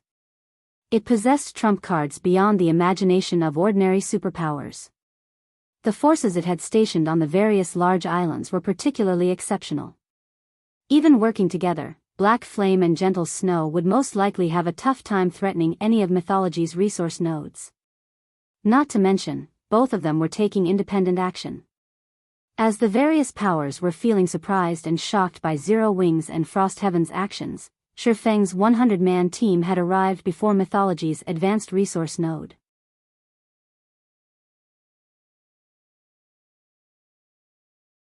Chapter 27-24, A Gap Beyond Imagination, It's Starting. I wonder if Black Flame can snatch that advanced resource node? As I see it, with his mana domain, Black Flame should fear group battles the least. However, mythology's side isn't filled with pushovers either. The one leading the defense of that advanced resource node is the Silver Ghost, Prosciutto. The legion under him is amazing. I heard they killed a level 110 superior mythic ranked world boss some time ago. The feat sent waves across the entire western continent. Crap. They're that strong? In that case, Black Flame is really in danger. I heard that superior mythics all possess mana domains. Combined with their frightening basic attributes, it shouldn't be possible for players to defeat them. Everyone in the arena paid close attention to Shifeng's 100-man team. It was no exaggeration to say that nobody present wished to miss out on this earth-shattering battle. Many of the major powers in the VIP viewing rooms had even stopped paying attention to the other battlefields and focused solely on Shifeng's 100-man team. At this time, as if long prepared for this, mythology's members summoned a magic barrier as soon as Shifeng's team arrived. The barrier covered a 500-yard radius, thoroughly enveloping the advanced resource node and Shifeng's team. Under the magic barrier's oppressive power, not only did everyone on Shifeng's team feel their bodies growing heavier, but even their basic attributes started falling rapidly. This is an advanced magic barrier? Mushin was shocked when she saw how much her basic attributes had fallen. How is this possible? Advanced magic barriers were incredibly rare in God's domain. Just one set of magic array scrolls for an advanced magic barrier was worth a fortune. However, as the current competition prohibited the use of magic tools, players could only rely on themselves to erect magic barriers. There were strict requirements for players to use magic barriers without any external aid. Just casting an intermediate magic array required 100 players. Moreover, of these 100 players, 20 of them needed to be at the intermediate magician standard and 5 at the advanced magician standard. Otherwise, the magic array wouldn't operate. If intermediate magic arrays had such stringent requirements, one could easily imagine the requirements needed to summon an advanced magic array. Nevertheless, mythology's team had actually summoned one. This was simply unbelievable. Meanwhile, an advanced magic barrier was capable of suppressing even mythic monsters. Needless to say, it would have a tremendous effect on Tier 3 players. At this time, Frost Heaven's members all wore pale expressions on their faces. They weren't even peak experts in the guild, to begin with. Compared to the various superpowers teams, their basic attributes could only be considered average.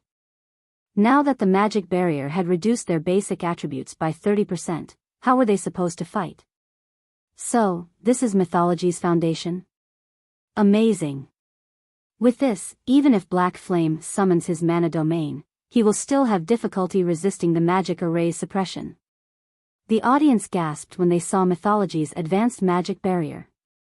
On a battlefield that prohibited the use of magic tools, having the ability to summon advanced magic barriers would basically make one invincible. Of course, a magic barrier summoned entirely through the effort of players wasn't unbeatable. The greatest flaw of such a magic barrier was the immense burden on the caster's mana. If the players supporting the barrier did not replenish their mana, they wouldn't last more than 10 minutes. However, on this battlefield, 10 minutes were more than enough to decide the outcome. While everyone was marveling at mythology's capabilities, 100 players walked out of the advanced resource node. The person in the lead was a silver-haired young man with an amiable expression on his face. However, everyone present was aware that this friendly youth was also known as the Silver Ghost, one of the leaders of mythology's younger generation. Guild leader Black Flame, we meet again, Prosciutto greeted Shifeng in an indescribably calm voice. He showed no eagerness for a showdown at all. Instead, he behaved as if he was chatting about family affairs. At Prosciutto's words, Mushin looked at Shifeng in surprise.